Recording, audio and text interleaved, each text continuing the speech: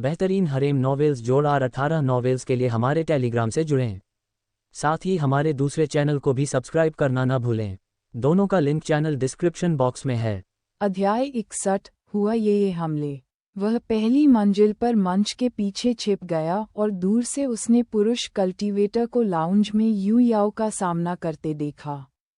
Miss, क्या आप अपना पर्दा उठा सकती हैं और इस विनम्र व्यक्ति को अपनी आंखों का आनंद लेने दे सकती हैं? हालांकि गोल्डन कोर कल्टीवेटर के दबाव ने यू याओ को असहज कर दिया, फिर भी उसने इनकार कर दिया। मैं ऐसा नहीं करना चाहूँगा, कृपया मुझे क्षमा करें, वरिष्ठ। इतना छोटा सा अनुरोध और आप मुझे कोई चेहरा नहीं देंगे? उस आदमी की सिकुड़ी हुई आंखें ठंडी रोशनी से चमक उठीं। युकिंग इम्मोर्टल संप्रदाय के साथी दाववादी, कृपया हमारे संगीतकार को परेशान करना बंद करें। यू याओ और कुई कुई के बगल में एक सफ़ेद फ्लैश अचानक दिखाई दिया। युवक ने ठुड्डी ऊपर उठाकर उस पर घृणित दृष्टि डाली। हेहुआन संप्रदाय का एकमात्र बाहरी संप्रदाय गोल्डन कोर मुझसे इस तरह बात करने की हिम्मत करता है? मैं युकिंग अमर संप्रदाय का एक प्रमुख शिष्य हूँ। संत स्वयं मेरे वरिष्ठ भाई हैं। क्या आप मापते हैं? कुई कुई ने अपनी आंखें सिकोड़ लीं, आवाज ठंडी थी। ये हेहुआन संप्रदाय का क्षेत्र है। आपकी अकड़ का कोई मतलब नहीं है।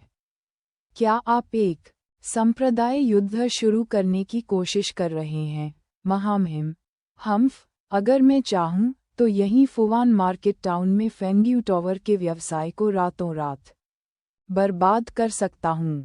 जबकि दोनों आपस में तीखी नोक-झोंक कर रहे थे और एक दूसरे से हार नहीं मान रहे थे, पास से एक आलसी, हार्दिक आवाज गूंजी। युकिंग के सभी पुरुष शिष्य इतने अहंकारी क्यों हैं? क्या आप अपनी संत की मधुर मित्रता की नकल नहीं कर सकते? टिप्पणी ने युवाओं और कुई कुई दोनों को एक ही बार में बंद कर दिया। पुरुष कृषक का सिर प्रश्न चिन्हों से भर गया। मुझे अभिमानी कहो, ठीक है, लेकिन हमारी संत को प्यारी कहो। हमें बात करने की जरूरत है। कुई कुई ने अपनी आंखें घुमाईं। बच्चे, जब तक तुम आगे हो, रुक जाओ। संत किसी के लिए भी प्यारी नहीं होती। चांगएन आगे बढ़ा और युवक की ओर उदासीनता से देखा। उसे संदेह था कि वह आदमी यू याओ को मार रहा था, लेकिन धक्का अत्यधिक लगा। किसी प्रकार का दबंग सीओ प्रकार। फिर भी चांगएन ने हमेशा दयालुता और शत्रुता का बदला समान रूप से चुकाया। यू याओ के साथ अपने वर्तमान बंधन के कारण वह निष्क्रिय नहीं रह सकता था। उसने घूरकर देखा, यह आशा करते हुए कि असभ्य आदमी नियंत्रण खो देगा और पहला मुक्का मार देगा। यहाँ तक कि मिडिल स्टेज गोल्डन कोर के खिलाफ भी उन्हें 50-50 मुकाबले का भरोसा था। साथ ही कुई कुई ठीक उसके बगल में थी, लेकिन गुस्से के बजाय युवा ने रुचि के साथ चांगएन का अध्ययन किया, जिससे उसकी त्वचा रेंगने लगी। गोल्डन कोर कल्टीवेटर ने अचानक अपने हाथ जोड़ लिए। उसका स्वर यू याओ या कुई कुई की तुलना में कहीं अधिक गर्म था। मैं तियानकी पीक का वांग जेन हूँ। मुझे आपको कैसे संबोधित करना चाहिए, छोटे भाई? चांगएन का मन चकरा गया, लेकिन आप मुस्कुराते हुए चेहरे पर थप्पड़ नहीं मारते। उसने अपने हाथों से प्याला पी लिया। चांगएन, भाई चांग, गलत मत समझो। मैं केवल ये देखना चाहता था कि क्या वह संगीतकार वास्तव में इतना सुंदर है कि तुम्हें आकर्षित कर सके। उद्धरण चिन्ह विस्मयादिबोधक चिन्ह विस्मयादिबोधक चिन्ह विस्मयादिबोधक चिन्ह उद्धरण चिन्ह। चांगएन के दिल में एक बुरी आशंका भड़क उठी। चूंकि उसने मना कर दिया है, इसलिए इसे भूल जाओ। भाई चांग, आज रात की चांदनी प्यारी है।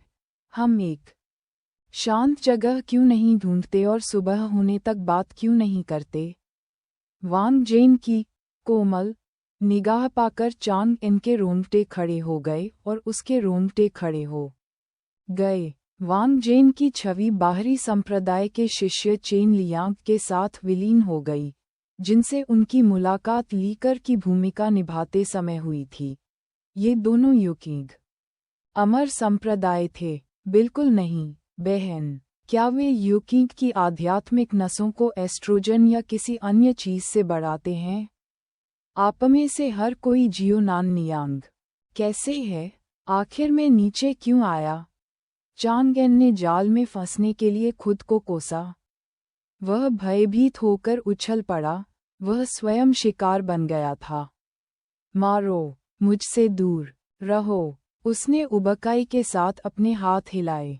वांग जेन ने अप्रसन्न होकर अपनी आंखें सिकोड़ लीं। एक तुच्छ लूज कल्टीवेटर को केवल ज़ब्त पीने के लिए टोस्ट को अस्वीकार करने से बेहतर पता होना चाहिए। टिल्डा बिना कुछ कहे चांगएन ने संत की निशानी को बाहर निकाला और उसके चेहरे पर ठूंस दिया। स्क्रैम। उसमें मारपीट करने का साहस नहीं था। उसे डर था कि जैसे ही उसकी मुट्ठी जियोनान नियांग के गाल पर पड़ेगी, वह आदमी उसे चाट लेगा। वह संत का टोकन जिसे वह आमतौर पर कभी उपयोग नहीं करना चाहता था, अब उसकी जीवनरक्षक पुआल बन गया है। वांग जेन ठिठक गया, बहुत देर तक टोकन को देखता रहा, फिर मुड़ा और बिना कुछ बोले चला गया। चांगएन ने सांस छोड़ते हुए कुई कुई और यू याओ पर नजर डाली, जिन्होंने अपना घूंघट उठा लिया था। दोनों लड़कियों के चेहरे दबी हुई हंसी से लाल थे। उसने निराशा से सिर हिलाया और घर चला गया। उससे अनभिज्ञ पास के एक फॉर्मेशन द्वारा संरक्षित कमरे में एक धीमी, आकर्षक हंसी गूंज उठी। दरवाज़ा चुपचाप खुला। कुई कुई सिस्टर होंग और धनिया को नज़रअंदाज करते हुए अंदर आ गई। उसने आदरपूर्वक उस नंगे पांव लड़की को सलाम किया जिसकी कोमल आकृति मासूम और आकर्षक दोनों लग रही थी। संतेस, मोटे फल वाली पतली शाखा, हुआ ये ने आखिरकार अपनी मंत्रमुग्ध हंसी रोक दी। मैंने लंबे समय से सुना था यूकिंग इम्मोर्टल संप्रदाय मानव प्रेमियों से भरा हुआ है। आज अफवाहें सच साबित होती हैं। मेरा पति पुरुषों और महिलाओं दोनों को मारता है। कितना कष्टकारी है। टिल्डा हुआ ये के चेहरे पर चिंता का कोई निशान नहीं दिखा। इसके बजाय जब उसने कुई कुई से पूछा तो वह आत्मसंतुष्ट लग रही थी। मेरे पति ने अभी क्या किया जिससे वांग जेन डर गई? संतेस को रिपोर्ट करते हुए, कोण के कारण मैंने केवल एक टोकन आकार की वस्तु देखी। मैंने यू याओ से पूछा, उसने भी इसे पूरी तरह से नहीं देखा, लेकिन आध्यात्मिक लहर को देखते हुए ये बेली किंगहुई की आज सुबह की आभा से मेल खाता है।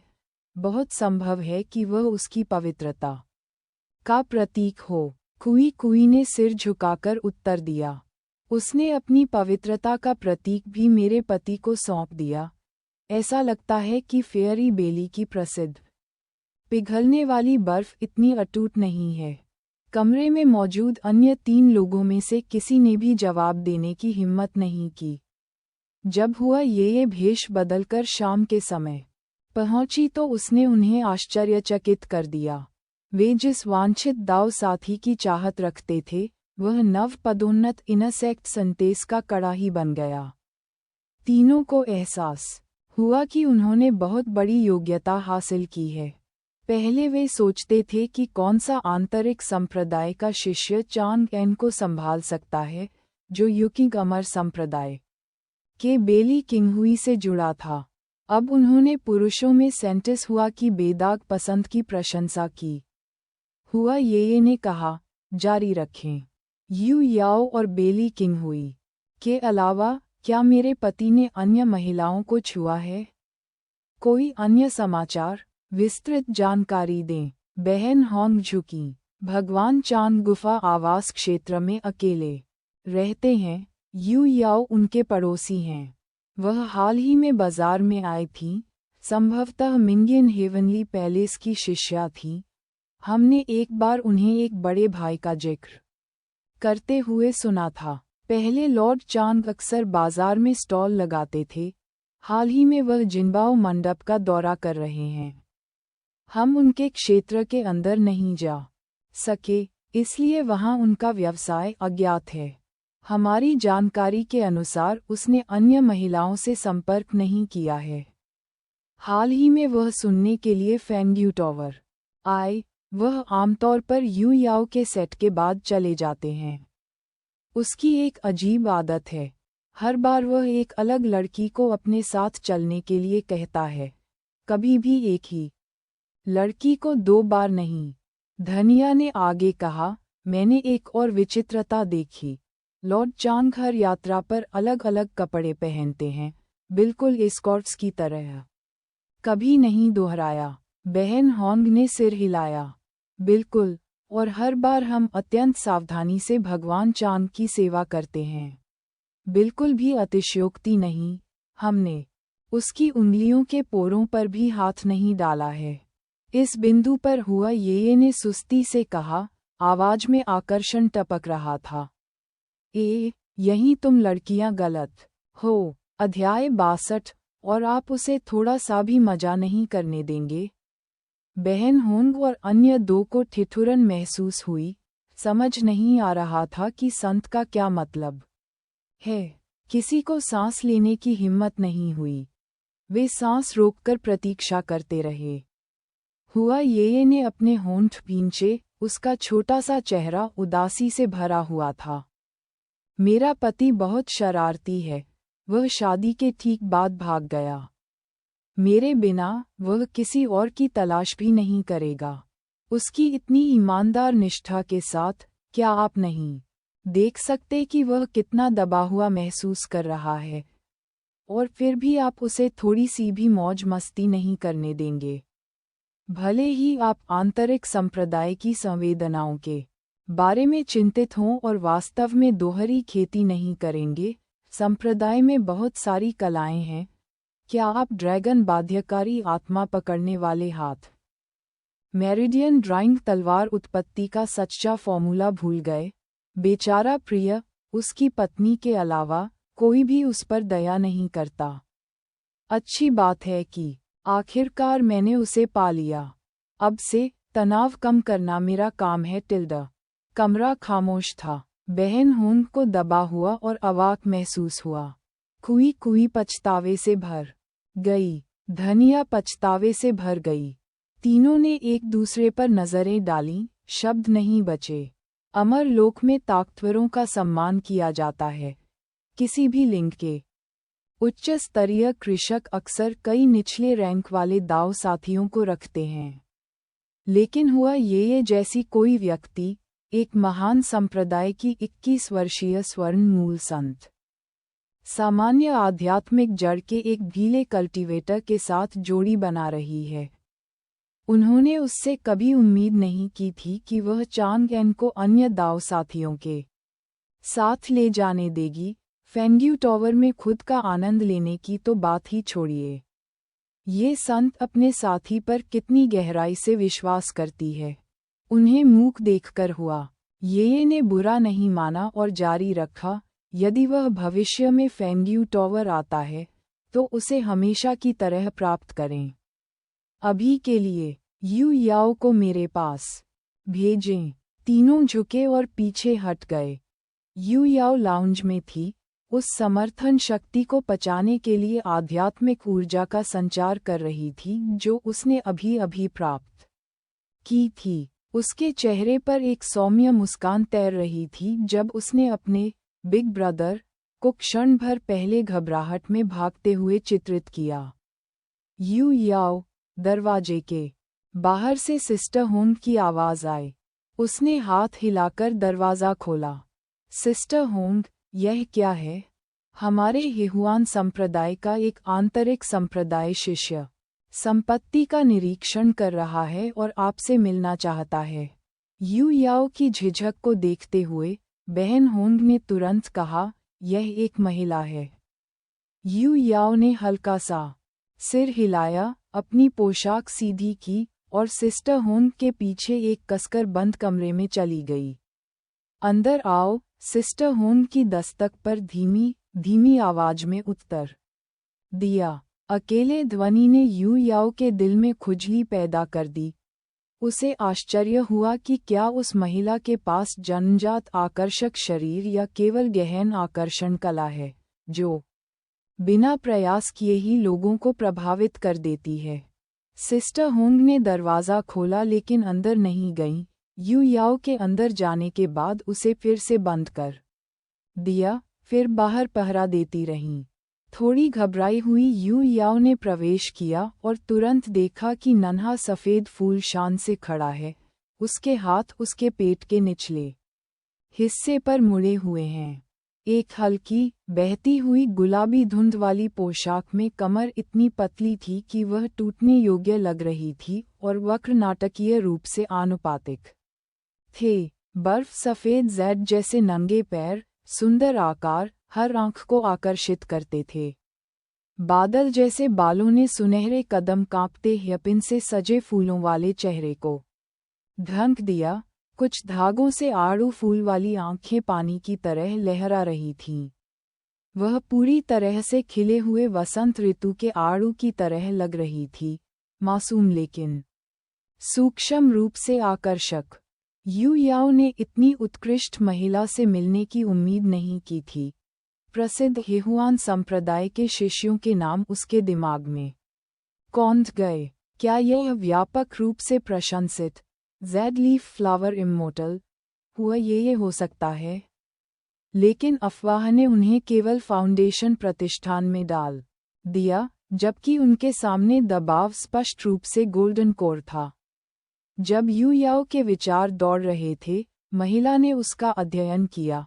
उसके कामुक होंठ मीठी मुस्कान में मुड़ रहे थे। मिस यू याओ वास्तव में पानी की तरह कोमल और प्यारी। मुझे अनुमति दें, मैं हुआ ये हूँ, हेहुआन संप्रदाय की नई संत। यू याओ ने शुरुआत की, तो यह वास्तव में हुआ ये थी, जो अब हेहुआन संत है। जब से उसने अपना संप्रदाय छोड़ा है, समाचार निश्चित रूप से दुर्लभ हो गए हैं। तो अनगिनत प्रतिभाओं द्वारा आदर्श दोहरी खेती भागीदार के रूप में प्रतिष्ठित महिला के पास पहले से ही एक दाव साथी था। एक दाव साथी लेना, फिर भी पहले या बाद में, किसी अन्य संप्रदाय का आंतरिक संप्रदाय शिष्य नहीं होना, हेहुआन की संत या संत बनने की शर्तों में से एक है। इसमें कोई आश्चर्य नहीं कि वह इतनी कम उम्र में गोल्डन कोर तक पहुंच गई। वह दोहरी खेती के दौरान अपने साथी की सहायता से सफल हुई होगी। आखिर किस महान कुल के युवा गुरु ने उसका दिल जीत लिया? यू याओ के मन में सैकड़ों विचार घूम रहे थे। उसकी आंखों में ईर्ष्या का एक अंश था और वह उदास थी। यू याओ, मिंगियन हेवनली पैलेस के शिष्य आपकी महारानी को बधाई देते हैं। हुआ ये ने कुछ अवर्णनीय बातों से युक्त दो हल्की हंसी दी। सिस्टर यू याओ, ऐसी औपचारिकता की कोई ज़रूरत नहीं है। संदेश बाहरी लोगों के लिए है। जल परी हैरान थी। बाहरी लोग, और उसे इतने प्यार से बहन कहकर बुलाना।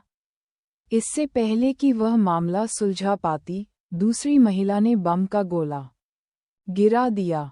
चूंकि आप चांग एन को बड़ा भाई कहते हैं, आप मुझे भाभी कह सकते हैं।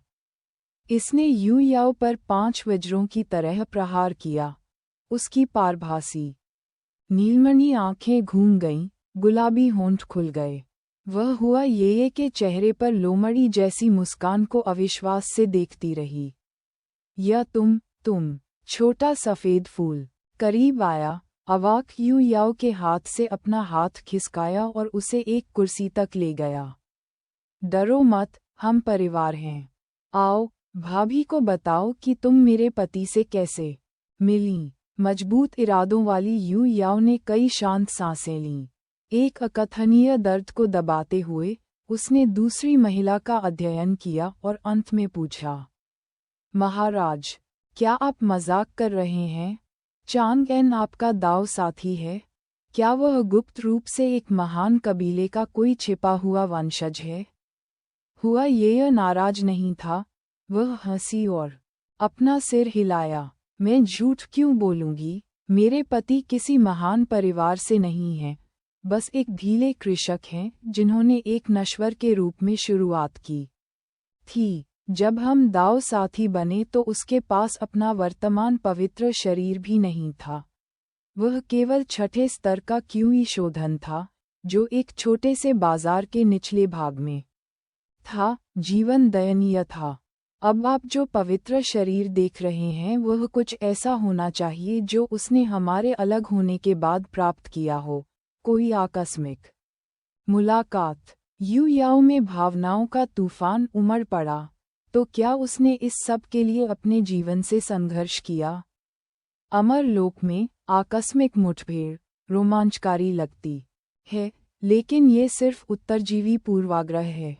अनगिनत कृषक गुप्त स्थानों और प्राचीन अमर गुफाओं के अंदर मर जाते हैं, जिन्हें शायद ही कभी याद किया जाता है। इसमें कोई आश्चर्य नहीं कि उसका युद्ध अनुभव इतना समृद्ध था, उसकी चालें इतनी चालाक थीं, वह हर इंच एक अनुभवी लूज कल्टीवेटर दिखता था। एक कोमल, सुरक्षात्मक गर्माहट चुपचाप उसके अंदर उमड़ आए। यू याओ की अनुकूलता 55-58। अगर ऐसा है, तो आपने, संत, आपने महान कुलों के इतने सारे युवा स्वामी के बजाय उसे क्यों चुना? सवाल स्पष्ट था, लेकिन यू याओ ने ध्यान नहीं दिया, आवेग में बोल रही थी। हुआ ये ने अपना सिर झुकाया, जैसे कि कुछ महसूस कर रहा हो, और लापरवाही से उत्तर दिया, मैं उनकी बाल वधू हूँ। चांग एन को छोड़कर मैं कभी किसी और को नहीं चुनूंगी। अध्याय 63। हुआ ये और यू याओ। इसका क्या मतलब है? हेहुआन संप्रदाय का एक प्रतिष्ठित आंतरिक संप्रदाय शिष्य वास्तव में जाकर एक ढीले कृषक के लिए बाल वधू बन जाएगा। यू याओ और अधिक हतप्रभ हो गया। उसके विचार उलझे हुए रेशम की तरह उलझे हुए थे, जिन्हें सुलझाना असंभव था। उसका दिमाग खराब हो गया था। वह शांत होकर बिल्कुल भी नहीं सोच पा रही थी। ठीक है, मुझे अपनी और मेरे पति की कहानी बताओ। हुआ ये ने समझाने से इनकार कर दिया और विषय बदल दिया। महिला ने इतने ठोस विवरण के साथ बात की कि यू याओ को पता था कि वह दाव साथियों के बारे में मजाक नहीं कर सकती थी। वह सच कह रही होगी। अब वैध दाव साथी द्वारा ये पूछे जाने पर कि वह अपने पति से कैसे मिली, यू याओ को बेवजह दोषी महसूस हुआ। गुप्त रूप से खुद को मजबूत करते हुए उसने तर्क दिया कि उसने और चांग एन ने कुछ भी गलत नहीं किया है, केवल शुद्ध पड़ोसी, शिक्षक और छात्र, आत्मीय भावना, कॉमरेड इन आर्म्स संबंध, साथ ही उसे बिग ब्रदर कहना। इसमें दोषी महसूस करने वाली क्या बात थी? मैं चांग एन के बगल में अमर गुफा में रहता था। वह संगीत ताल का तरीका सीखना चाहता था, इसलिए हम करीब आ गए। वह उस क्षेत्र में प्रतिभाशाली हैं और उन्होंने मुझे बहुत प्रेरणा दी। हम एक दूसरे के शिक्षक और मित्र हैं। वह हर शाम मुझे कुछ समर्थन शक्ति देने के लिए आता है। इसका कोई अन्य अर्थ नहीं है। संत, कृपया गलत मत समझिए। यू याओ ने एक चयनात्मक स्पष्टीकरण पेश किया। मैं देख रहा हूँ टिल्ड। हुआ ये ने अपनी लंबी पलकें लहराईं, दिखावटी शांत यू याओ को देखा, फिर अचानक पूछा, तो फिर आप उसे बड़ा भाई क्यों कहते हैं? यू याओ स्तब्ध रह गया। ठीक है, शिक्षक और मित्र को उसे बिग ब्रदर कहने की आवश्यकता नहीं थी, फिर भी उसने इसे इतने स्वाभाविक रूप से, इतने आत्मीयता से कहा था। ये है। ये देखकर कि वह उसके साथ अकेले उस रात बिताने को छिपा नहीं सकी, उसने घात, बचाव और उसके बाद पते में बदलाव की पूरी कहानी हकलाते हुए बता दी। हुआ ये ने पलकें झपकाईं, उसकी निगाहें नर्म हो गईं। कोई आश्चर्य नहीं कि मेरे असंभव पति की आपके साथ इतनी अच्छी बनती है। धन्यवाद, सिस्टर यू याओ टिल्ड। गोल्डन कोर दबाव गायब हो गया। यू याओ ने उसकी सद्भावना को महसूस किया और निश्चिंत हो गई। तभी उसे ये कहते हुए सुना, पहले की तरह आगे बढ़ो टिल्डा, मैं अपने पति को जो पसंद है उसमें हस्तक्षेप नहीं करूंगी। वह उस तरह का आदमी नहीं है, इसलिए जो भी उसे पसंद है वह ठीक है, लेकिन उसे किसी चीज जैसा बनाना आसान नहीं है। उस समय वह जानवर अपनी नवविवाहित दुल्हन को छोड़कर भाग गया। उन अस्पष्ट शब्दों पर यू याओ का दिल धड़कने लगा। क्या उसका क्या मतलब था? ये हिहुआन संप्रदाय की संत थी। क्या वह कुछ संकेत कर रही थी? उसका परीक्षण, वह खुद कभी भी ऐसे आदमी के साथ नहीं रह सकती जिसके पास पहले से ही एक दाव साथी हो। फिर भी लिंग्युआन महाद्वीप पर ऐसी चीजें दुर्लभ नहीं थीं। लानत है, वह इसे तर्कसंगत क्यों बना रही थी? उसके दिमाग में उथल पुथल मची हुई थी। यू याओ को अचानक अंतर्दृष्टि की झलक मिली और उसने सदमे से हुआ ये को देखा। आपने अभी क्या कहा? बिग ब्रदर ने आपको चुपचाप छोड़ दिया? वह सहन कर सकता है। आखिरकार हुआ ये की सुंदरता स्वर्गीय अमर स्तर के रूप में प्रसिद्ध थी, और उसका मून यिन पवित्र शरीर दोहरी खेती के लिए एक बड़ा वरदान था। अनगिनत पुरुषों ने ऊंचे क्लेश पारगमन चरण की झलक देखने के लिए उसका दाव साथी बनने का सपना देखा। चांगएन एक छोटे से किसान के अलावा और कुछ नहीं था, फिर भी औपचारिक संस्कार के बाद उसने इतना उज्ज्वल भविष्य छोड़ दिया। वह क्यों नहीं करेगा? वह तेजी से भागा और मुझसे छिपने के लिए यहाँ तक आ गया। हुआ ये ने अपनी पतली नाक पर झुर्रियाँ डालीं और पूरी तरह से व्यथित लग रही थीं। क्यों? क्या वह तुम्हें पसंद नहीं करता? यू याओ के लिए इस पर विश्वास करना कठिन था। इस तरह की सुंदरता को कौन त्याग सकता है, भावनाएं हों या नहीं? वह वास्तव में इस समय मुझे पसंद नहीं करता है टिल्डा। लिटिल व्हाइट फ्लावर ने अपनी आंखें नीची कर लीं। उसकी दयनीय दृष्टि यू याओ के दिल को भी छू गई। लेकिन मैं अपने पति को हर मायने में अपने जैसा बनाऊंगी। हाँ। हुआ ये कि बिग डाइवॉट पृष्ठभूमि से आने वाली इस पंक्ति ने शुद्ध जल परी को हैरान कर दिया, लेकिन वह भाग गया क्योंकि उसे डर था कि मैं उसे बंद कर दूंगा और आजीवन कड़ाही के रूप में उपयोग करूंगा। उन शब्दों पर यू याओ का चेहरा ठंडा हो गया। उसने धीमी आवाज में पूछा, क्या यही आपकी योजना थी? हुआ ये ने फिर से अपना सिर झुकाया, कुछ महसूस करने लगी, फिर हंसी। बिल्कुल नहीं, ये सब उसकी जंगली कल्पना है। अगर मैं सचमुच उसे वापस खींचना चाहता तो मैं अभी मास्टर को साथ लाता। तो छोटी बहन, उसके बारे में चिंता मत करो और उसे गुप्त रूप से बताने की जहमत मत उठाओ। यू याओ की अभिव्यक्ति कठोर हो गई। वह समझ नहीं पा रही थी कि उसके विचारों को कैसे पढ़ा गया। वह इस मासूम प्रतीत होने वाले छोटे सफ़ेद फूल के प्रति डर का एक अंश महसूस करने से खुद को नहीं रोक सकी, जो वास्तव में चतुर और विचित्र था। जब तक संत उसे कैद नहीं कर लेते, यह विनम्र महिला आपके दाव कंप्लीट मामलों में हस्तक्षेप नहीं करेगी।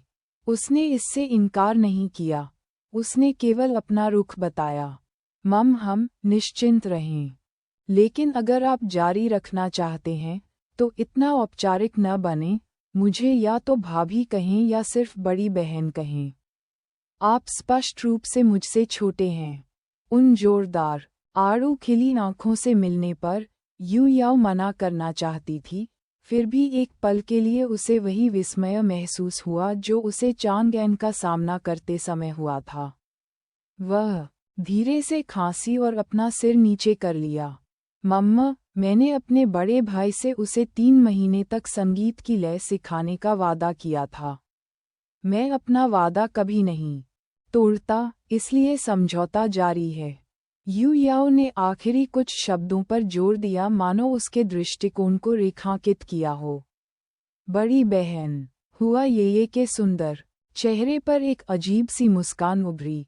यू याओ के दिल की धड़कन को देखने के बाद ही उसने अर्थपूर्ण ढंग से बात की। बहन, यू याओ पानी की तरह कोमल दिखती है, लेकिन वह दृढ़ और दृढ़ है, वास्तव में एक बहुत ही दिलचस्प व्यक्ति है टिल्डा। समझ में नहीं आने पर यू याओ ने अपने होंठ दबाए और चुप रही। ठीक है टिल्डा, तुम जाओ। आइए भविष्य में और करीब आएं। अपना लक्ष्य हासिल करने के बाद हुआ ये ने और कुछ नहीं कहा। यू याओ को विदा होते हुए देखकर वह एक पल के लिए खड़ी रही।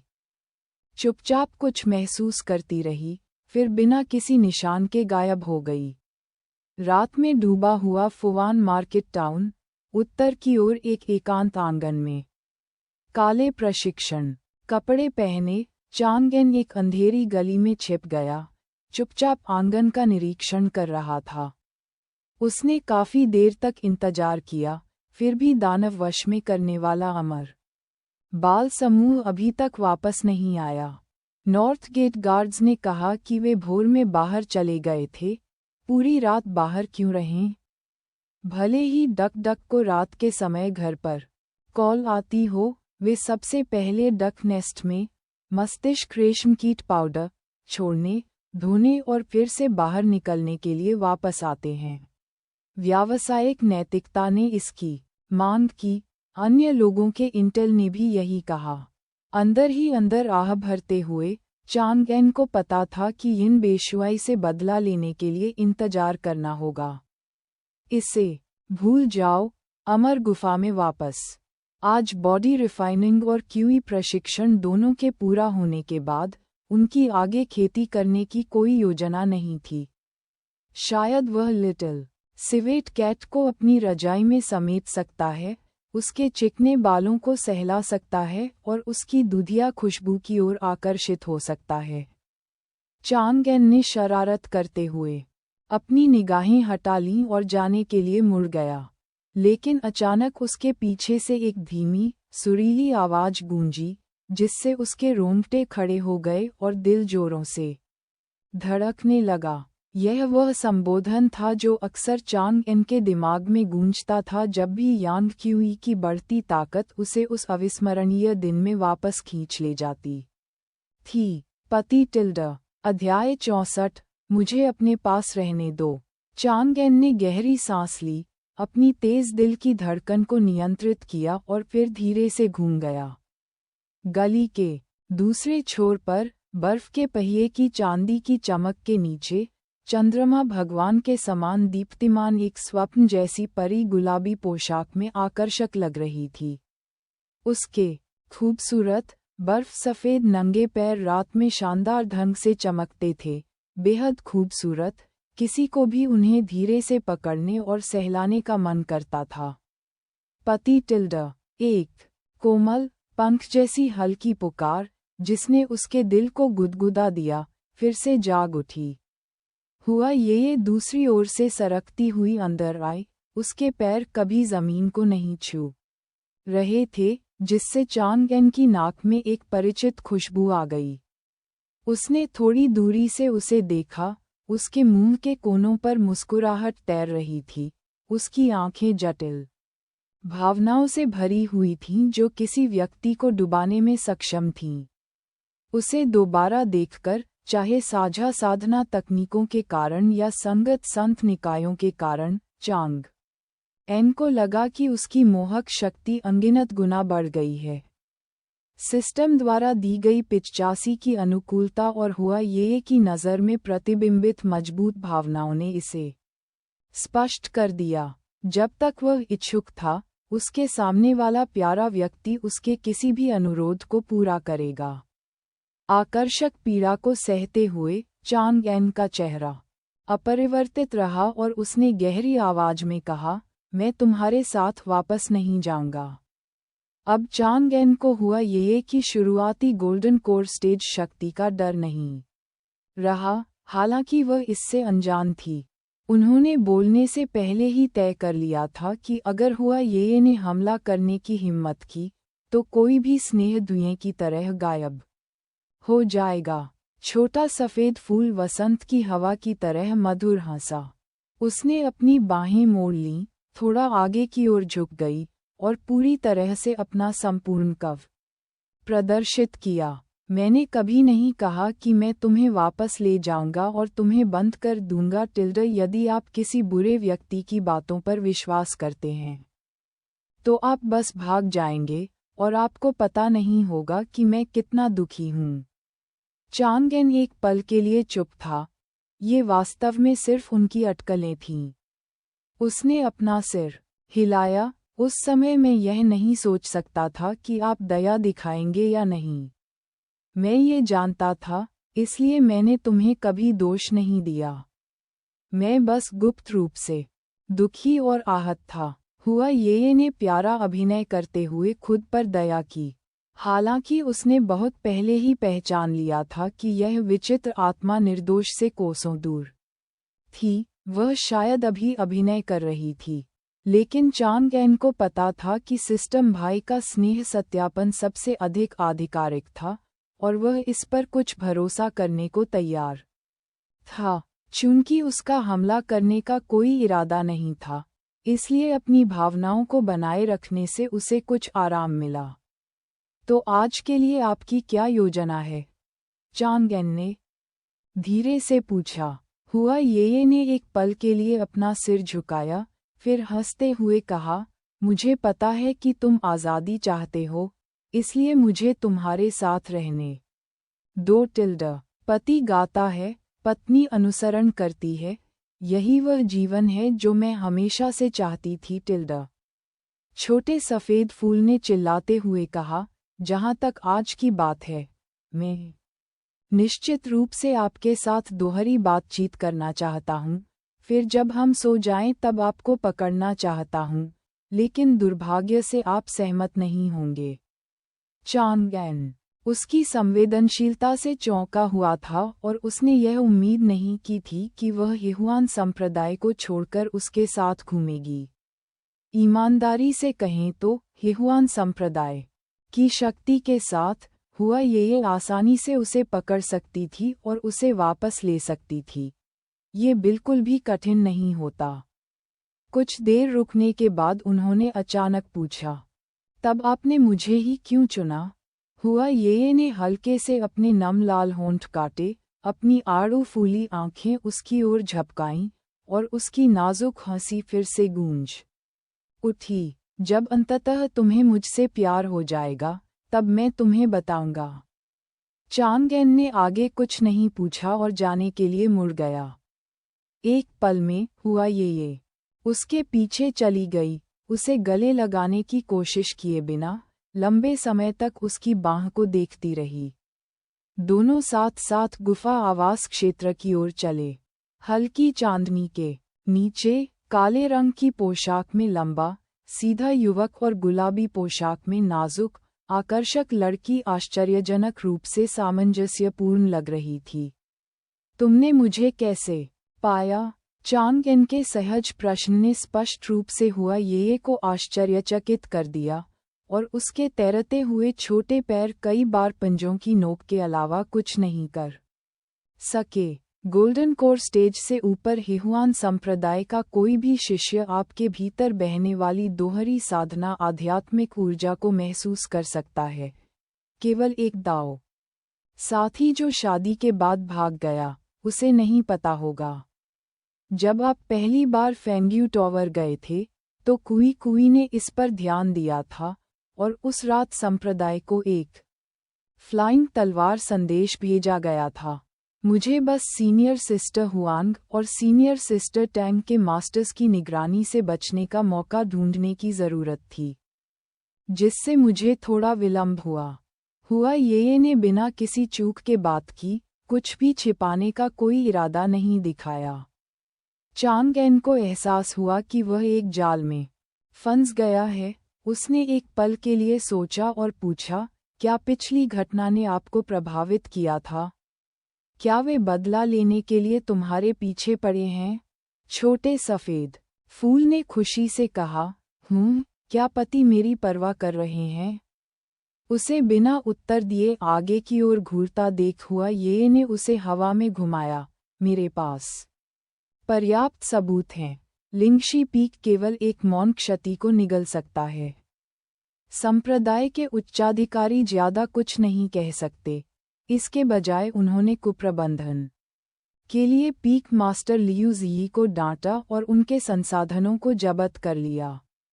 मेरे गुरु ने मुझे मुआवजा देने के लिए संप्रदाय पर दबाव डाला और मेरी 21 साल पुरानी गोल्डन कोर साधना के साथ संप्रदाय ने अंततः मुझे संत की उपाधि दी।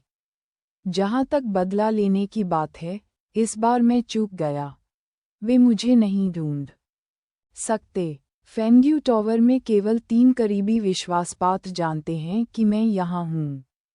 इसके अलावा हेहुआन संप्रदाय के संत दाव साथी पर हमला करने का हम पर आरोप लगाना कुछ ऐसा है जिस पर 5 बुजुर्गों को भी सावधानी से विचार करना होगा।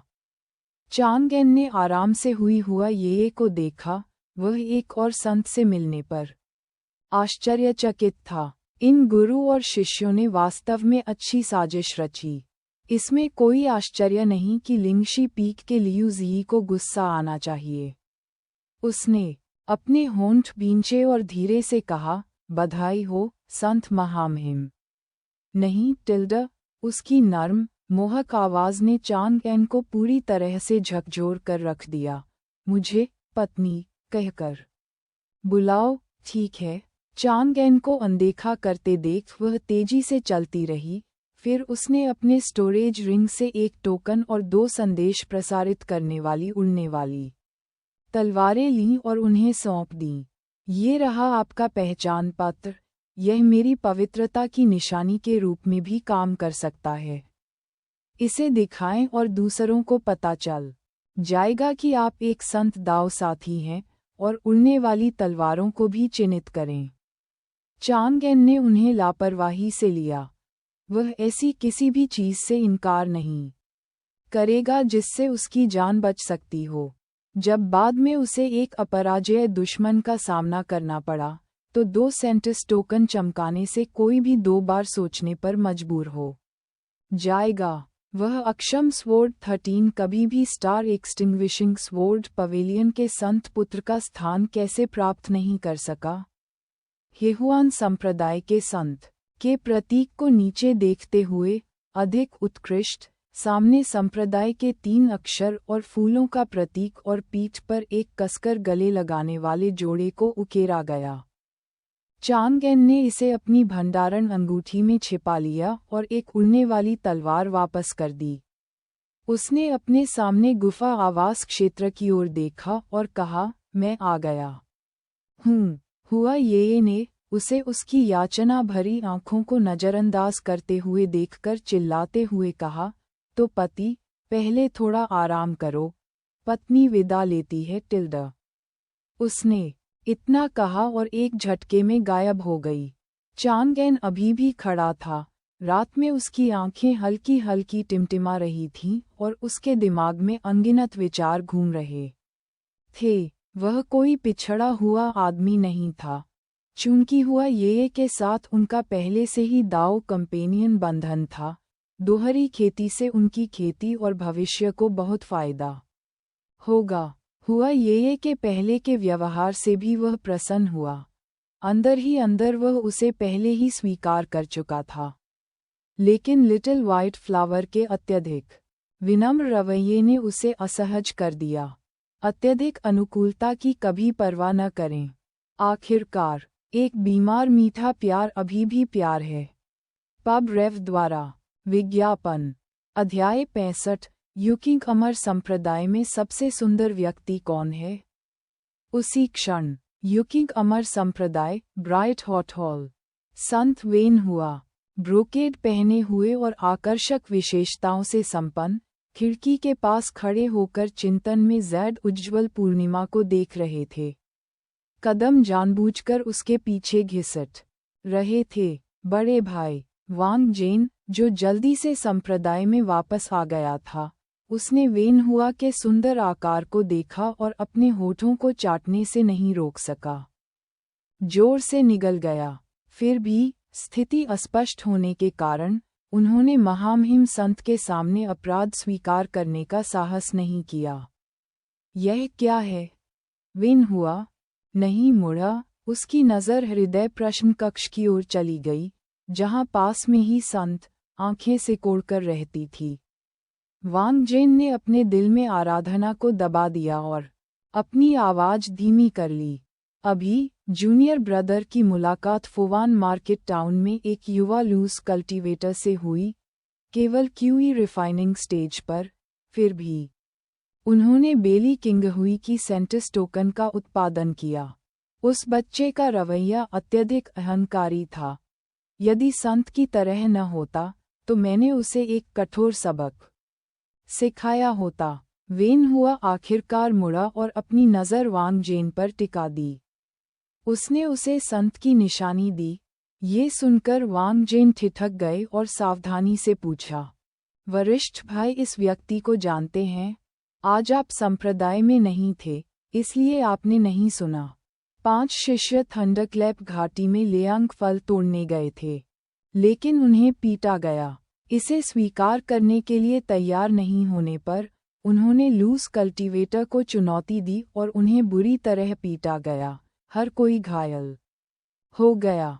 फिर बेली किंगहुई पहुंचे। उन्होंने घोषणा की कि वह उनके साथ थे और इसके बजाय 5 को वापस लौटने और सजा स्वीकार करने का आदेश दिया। कहानी पहले से ही संप्रदाय के भीतर घूम रही है। शिष्य संत के साथ उसके रिश्ते के बारे में अटकलें लगा रहे हैं। अगर मैं गलत नहीं हूँ तो वह वही है जिससे आप मिले थे। वांग जेन की आंखें फटी रह गईं। क्यूई रिफाइनिंग चरण 5 को मात दे रहा है।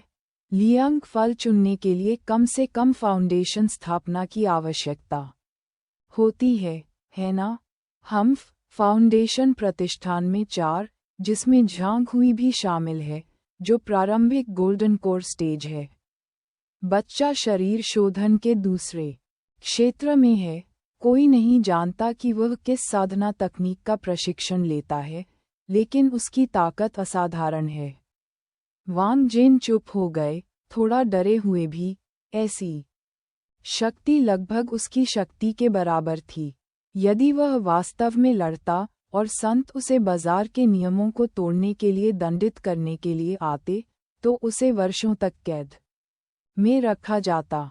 बस मैं समझता हूँ। मैं चुपचाप उस लड़के की पृष्ठभूमि देखने के लिए किसी को भेजूंगा।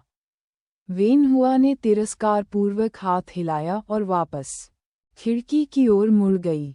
उसके पीछे मौजूद वांग जेन के माफी मांगने के बाद ही वेन हुआ की निगाहें हृदय प्रश्न हॉल की ओर लौटीं। उसकी संकुचित आंखों में उदासी घूम रही थी और ईर्ष्या की लपटें चुपचाप जल रही थीं। एक क्षण बाद वेन हुआ ने अपनी भंडारण अंगूठी से एक स्पष्ट, चमकीला कांस्य दर्पण लिया और उसे अपने चेहरे के सामने रखा। अपने सुंदर प्रतिबिंब को जुनूनी दृष्टि से देखते हुए वह धीरे से बुदबुदाया, दर्पण, दर्पण, युकिंग अमर संप्रदाय में सबसे सुंदर व्यक्ति कौन है? योजक चिन्ह, योजक चिन्ह, योजक चिन्ह। मुझ पर सब कुछ अच्छा लग रहा है। चांगेन ने दर्पण में अपनी ताज़ा बदली हुई पोशाक की प्रशंसा की और संतुष्टि में सिर हिलाया। उसके बगल में छोटी सिवेट बिल्ली ने फिश वाइट पोसिलेन बाउल को गले लगाया, एक तिरस्कारपूर्ण म्याऊं दी और खाना खाने के लिए वापस चली गई। कृतघ्न फरबॉल, मैं तुम्हें खिलाता हूँ, मैं तुम्हें पानी देता हूँ, तुम मेरे साथ सो भी नहीं होगे, फिर भी तुमने मुझ पर व्यंग्य करने का साहस किया। चांगेन ने फीफी की ओर घूरकर देखा। इससे कोई फर्क नहीं पड़ता कि पिछली रात उसने कितना अनुनय किया था। जानवर ने उसके घोंसले में प्रवेश करने से इनकार कर दिया। हुआ ये कि चिढ़ाने से उसे गले लगाने के लिए किसी गर्म चीज की लालसा हो गई थी, जिससे अस्वीकृति दोगुनी निराशाजनक हो गई थी। आज रात का खाना नहीं, चांगेन ने अपना तुरुप का पत्ता खेलते हुए फुसफुसाया। म्याऊं। फीफी की बड़ी बड़ी आंखें सदमे से चौड़ी हो गईं। अनिच्छा से चीनी मिट्टी का कटोरा छोड़ते हुए वह चांग एन के कंधे पर चढ़ गया और अपना सिर उसके गाल पर जोर से रगड़ने लगा। रेशमी फर और हल्की दूधिया खुशबू का आनंद लेते हुए चांग एन ने बगल में देखा। चापलूसी के लिए बहुत देर हो चुकी है। छोटे सिवेट ने परेशान होकर अपनी बड़ी बड़ी आंखें झपकाते हुए उसके कंधे पर 2 बार चक्कर लगाया और अंततः अपना मन बना लिया। वह अंदर की ओर झुका, एक छोटी सी गुलाबी जीभ निकाली और चांग एन के गाल पर थप्पड़ मारना शुरू कर दिया। Slurp slurp. उनकी योजना सफल रही। चांग एन ने गुदगुदी भरी झुनझुनी का आनंद लिया। थोड़ी देर बाद उसे कुछ अजीब सा महसूस हुआ। फी चाटना बंद नहीं करेगी। दिव्य विचार की एक झलक में बिल्ली के बच्चे की आंखें आनंद से आधी झुकी हुई दिखाई दी, जो स्पष्ट रूप से उसके गाल को चाटने का आदी था। महान। जब उसका पवित्र शरीर पहली बार बना था तो जानवर स्वाद चाहता था, अब ये फंस गया था। लुक ने रेशमकीट स्पिरिट्स को मस्तिष्क रेशमकीट पाउडर से टक्कर दे दी। अगर ऐसा ही चलता रहा तो क्या एक रात में छोटी बिल्ली उसके एक टुकड़े को काटने के लिए घुस आएगी? चांग एन की कल्पना जंगली हो गई, फिर भी उसने इसे नहीं रोका। चाटो। आखिरकार यह बहुत अच्छा लगा। आखिरकार फेई अपने होश में वापस आई और अनिच्छा से अपना फूला हुआ सिर उठाया। पानी भरी आंखें झपकाते हुए उसे अचानक एहसास हुआ कि उसने क्या किया है। चिल्लाया और चीनी मिट्टी के कटोरे में अपना चेहरा छिपाते हुए मेज पर वापस आ गया। चांग एन हंसा।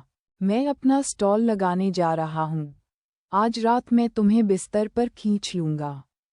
वह मुड़ा और चला गया, अपने पीछे क्रोधित म्याऊं म्याऊं की भीड़ को चकमा देते हुए। नारों से लिखा हुआ एक झंडा हवा में धीरे धीरे लहरा रहा था। चांग एन गर्म धूप में बैठकर अपने हाथों में two step talisman crafting from entry to giving up पुस्तक पलट रहा था। जिनबाओ मंडप में उनका काम पूरा हो चुका था और खेती समाचार का अगला अंक तैयार नहीं था, इसलिए आज वह अपनी सामान्य लय में लौट आए। तेज धूप, हल्की हवा, कोई ग्राहक नजर नहीं आ रहा था। ऐसे दिन भी अच्छे थे। लिटिल चांग एन। उस परिचित डरपोक आवाज को सुनकर उसे पता चल गया कि कौन आया है। यान यू, तुम अकेले आए हो? चांग एन ने किताब नीचे रखी और आसमान से भी अधिक उज्ज्वल मुस्कान के साथ उसका स्वागत किया। यान यू ने चकित होकर अपने ताज़ा, नाजुक चेहरे पर एक लाली महसूस की और धीरे से उत्तर दिया, मम्मा। वह आज्ञाकारी रूप से उसके सामने बहुत देर तक बिना कुछ बोले बैठी रही। वह परेशान है, चांग एन ने अपनी ठुड्डी पर हाथ फेरते हुए कहा। क्या हुआ? प्यार की मुसीबतें फिर से?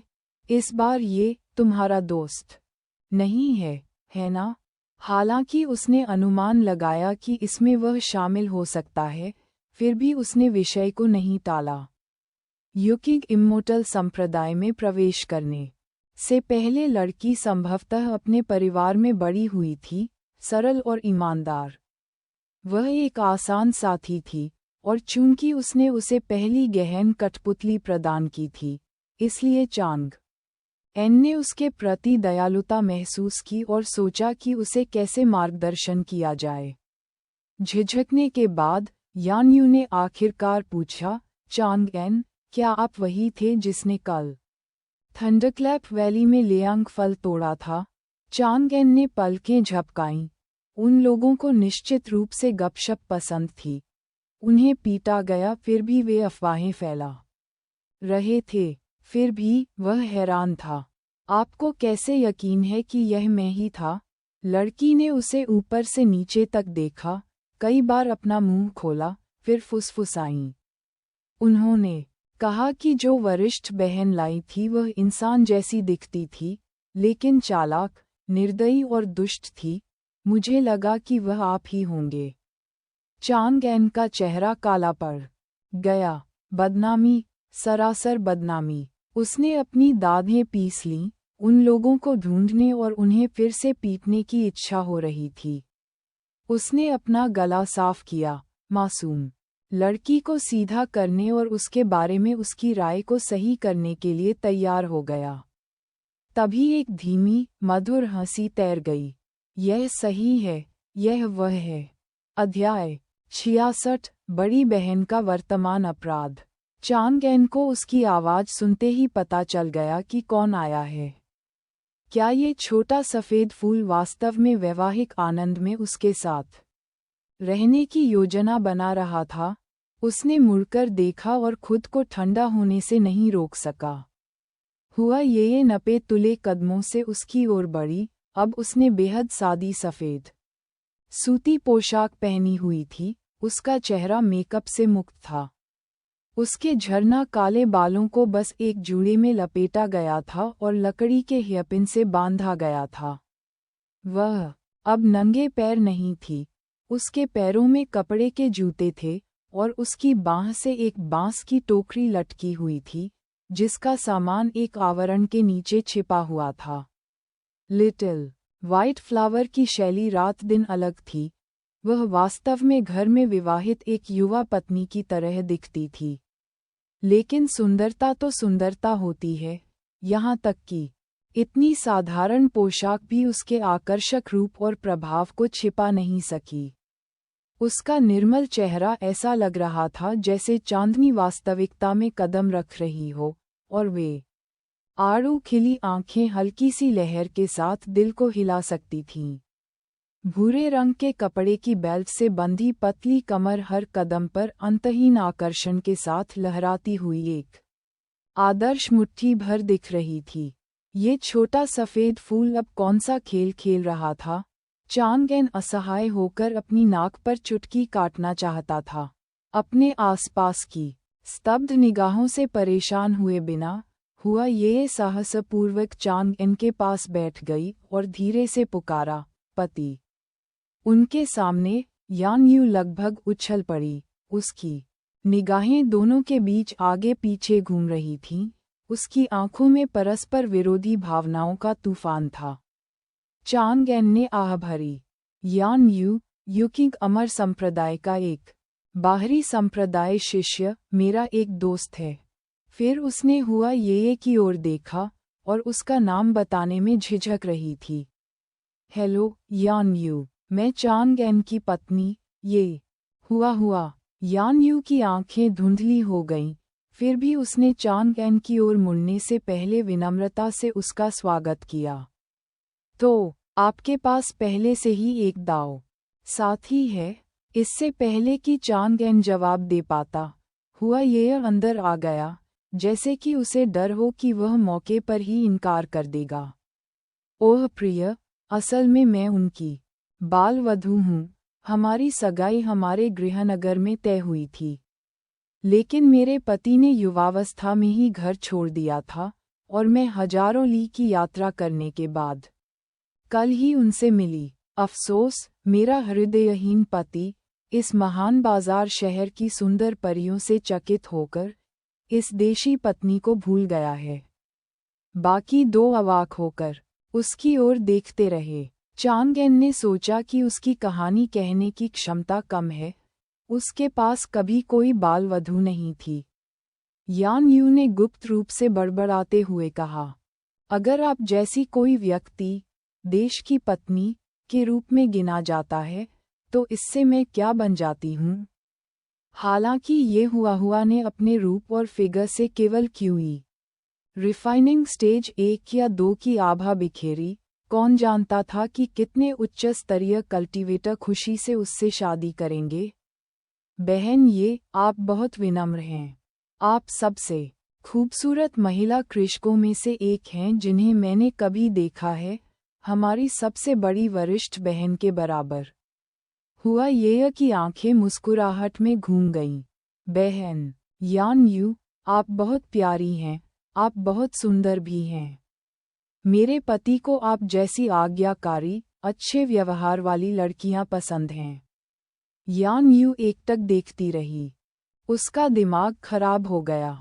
चांगएन ने भी उस पर आश्चर्य भरी नजर डाली। इतना उदार, क्या वह येंडेरे प्रकार की नहीं हो सकती? ठीक है, यान यू रिश्ते की समस्याओं के बारे में पूछने आया था, है ना? कृपया जारी रखें।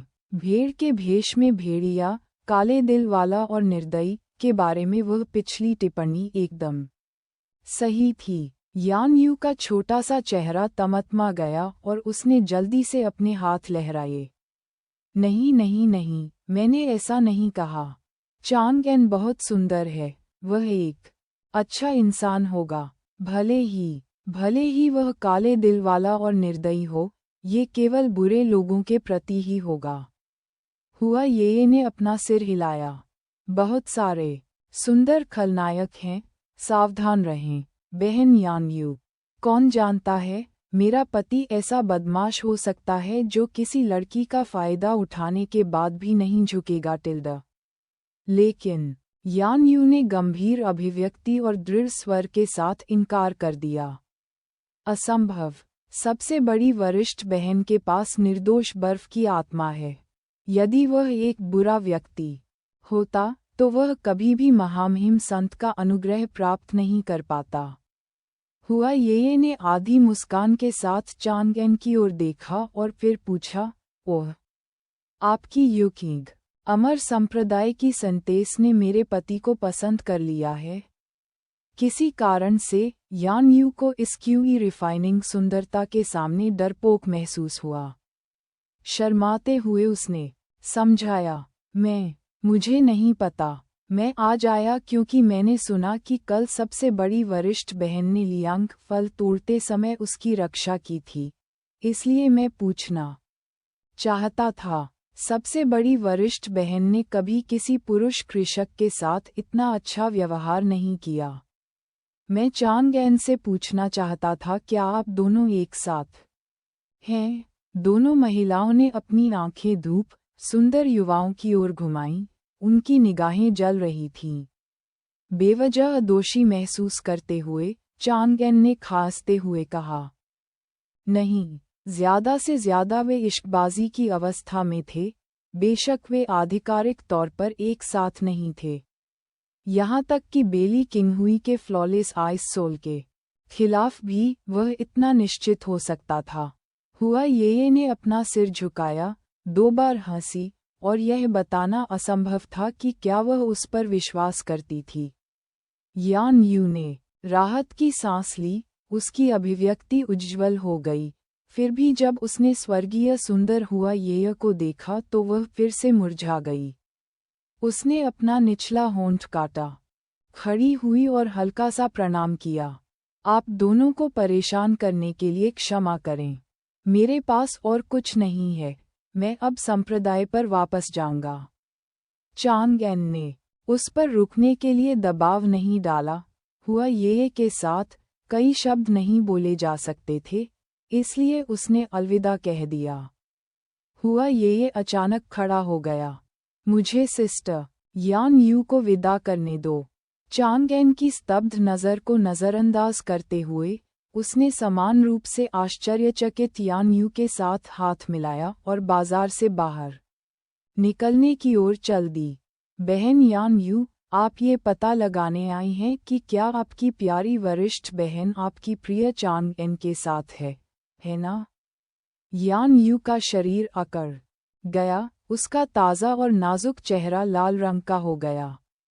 नहीं नहीं नहीं, भले ही वे एक साथ न हों, मैं देख सकता हूँ कि सबसे बड़ी वरिष्ठ बहन उसकी सराहना करती है।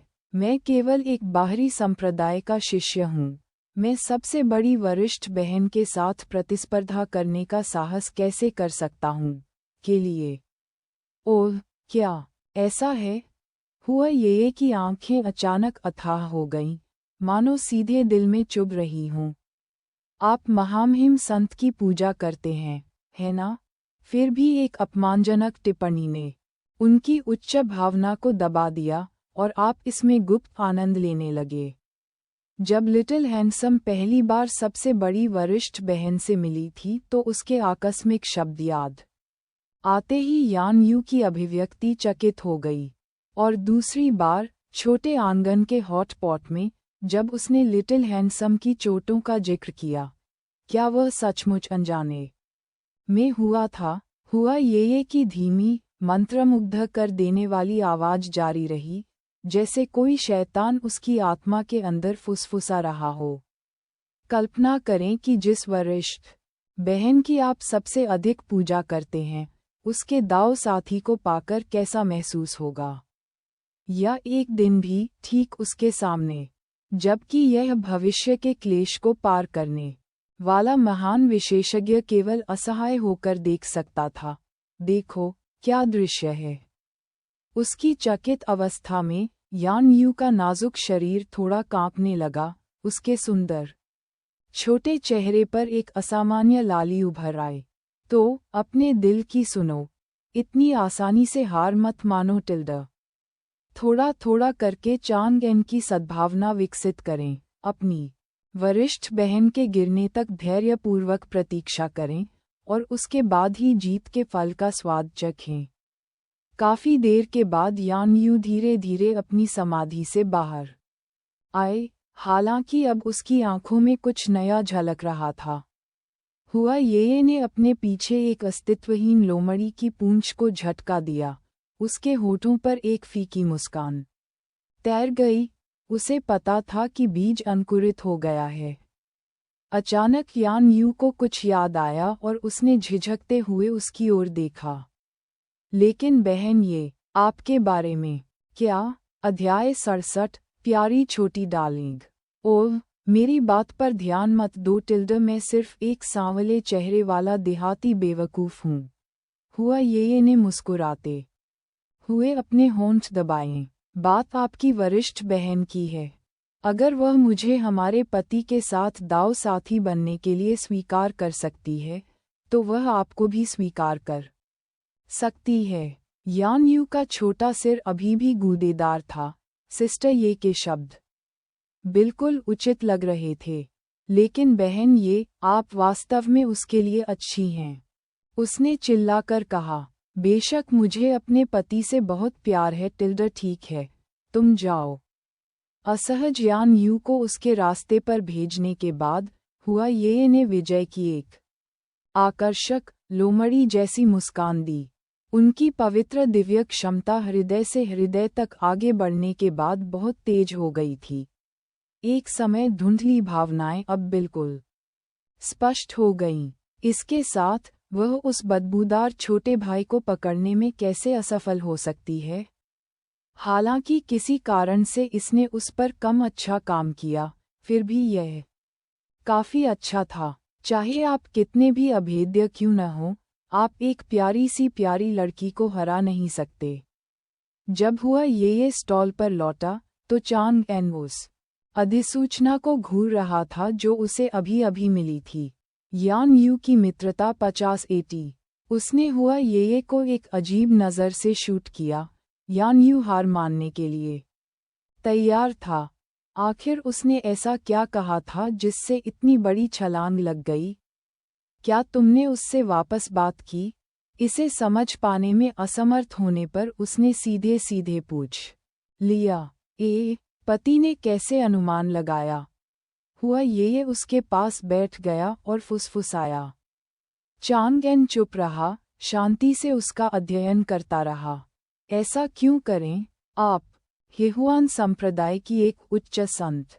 अय्या, मैं आपकी छोटी पत्नी हूँ, कोई संत नहीं टिल्डा। जो कुछ भी आपको पसंद हो वह मेरे लिए ठीक है। आराम करें। उच्च स्तरीय कल्टीवेटर कई हजार साल पुराने होने पर भी नए दाव साथी लेते हैं। आपने जो संत शरीर प्राप्त किया है और हमारी दोहरी साधना के साथ आपकी भविष्य की उपलब्धियां कम नहीं होंगी। निश्चित रूप से आप भी ऐसा कर सकते हैं।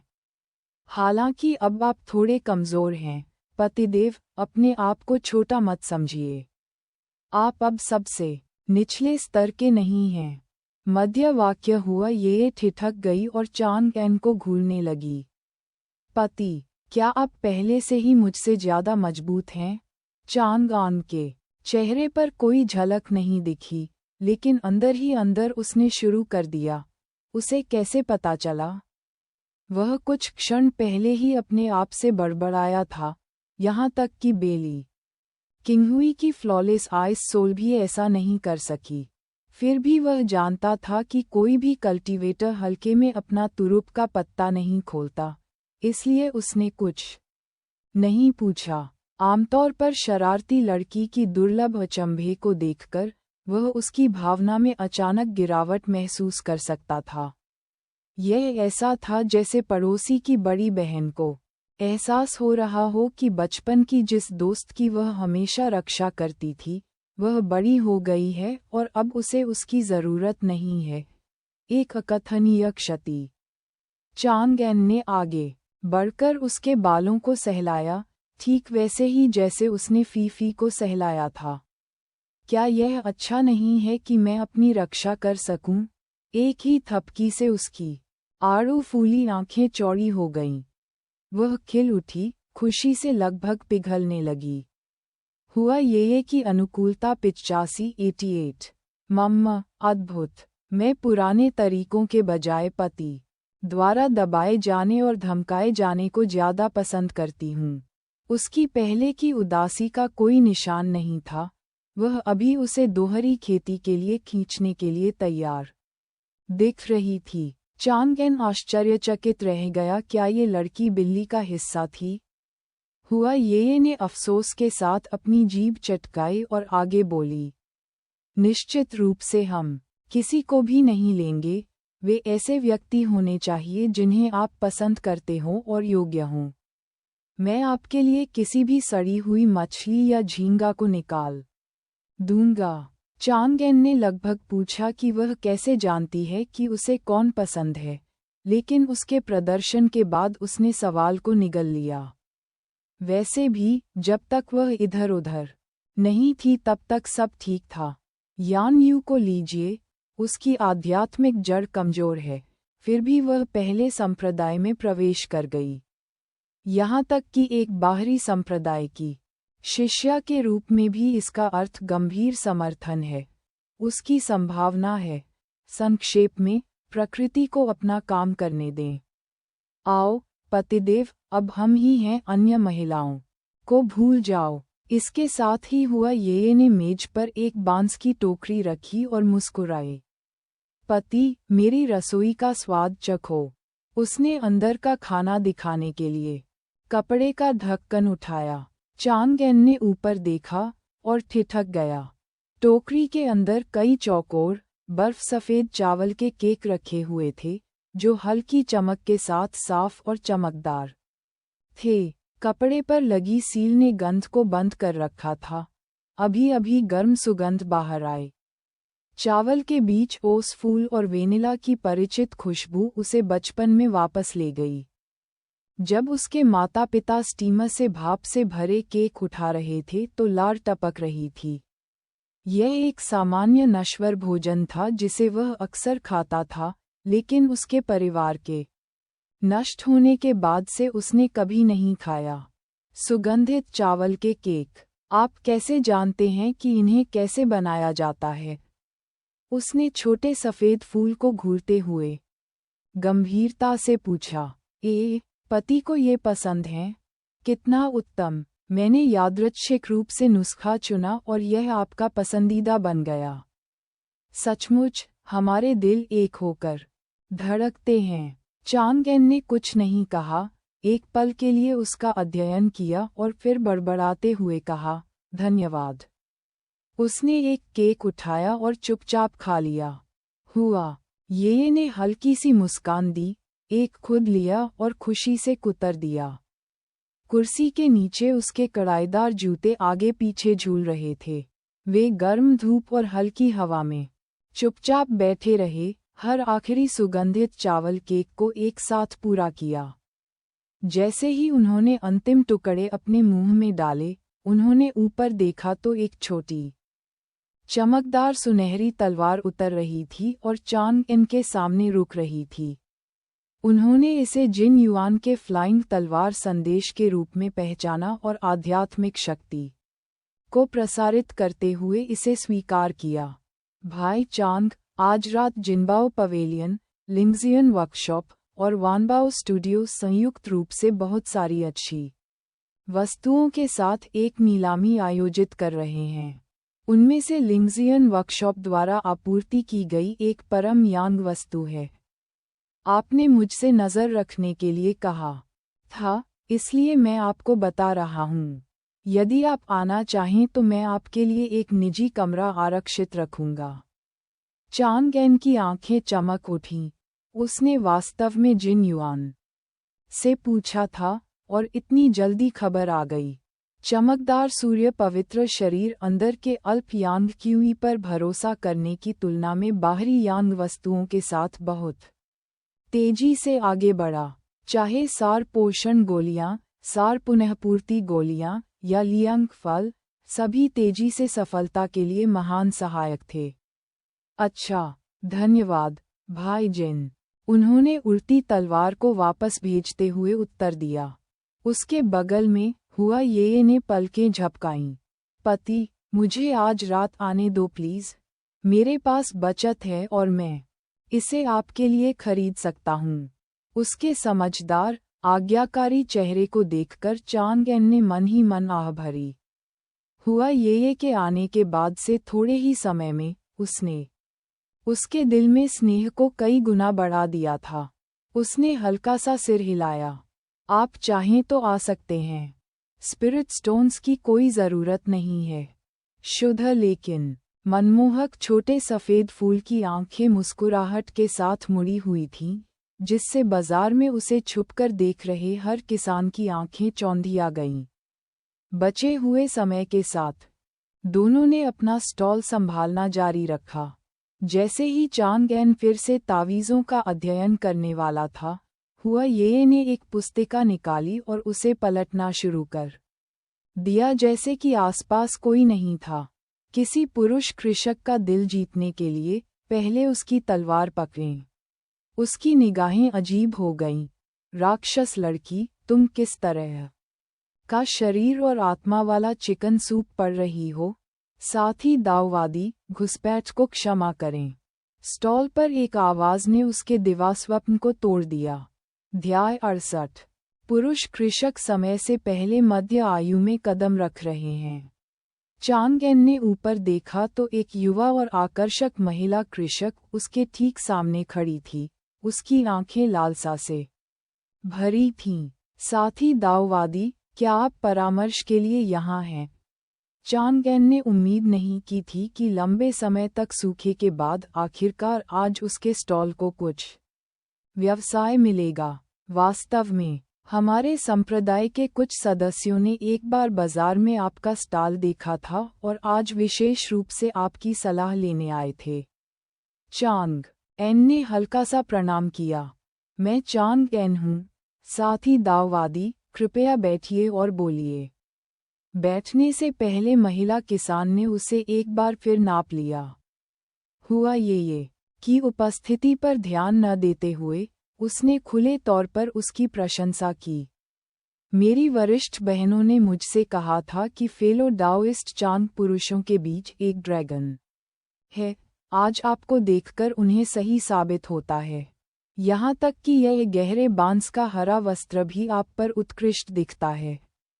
संगठन पुनर्निर्माण प्रगति 16/100। चांग एन ने मानसिक रूप से इस समझदार कृषक की सराहना की और काफी गर्म हो गया। साथ ही दाववादी मेरी चापलूसी करता है। आप किन परेशानियों पर चर्चा करना चाहेंगे? मेरे पास मैचमेकिंग का वर्षों का अनुभव है, विशेष रूप से दाव साथियों के बीच छोटे मोटे मतभेदों को दूर करने का। कृषक ने धीरे से आह भरी। मैं पास के 100 फ्लावर्स वैली से सोंग युग सियाओ हूँ। साथ ही डाओइस्ट चांग, मैं जो पूछना चाहता हूँ वह कोई छोटा सा झगड़ा नहीं है। यह एक बड़ी समस्या है। कृपया विस्तार से बताएं। चांग एन की अभिव्यक्ति गंभीर हो गई। हमारी 100 फ्लावर्स वैली एक छोटा सा स्कूल है जो सांसारिक झगड़ों से बचते हुए घाटी के अंदर चुपचाप खेती करता है। हमारे पास अधिक शिष्य नहीं हैं। अधिकांश को बच्चों के रूप में गोद लिया गया और वे एक साथ बड़े हुए। बचपन के प्रेमी। इसलिए दाओ कंपेनियन के मुद्दे ज़्यादातर आंतरिक रूप से सुलझाए जाते हैं।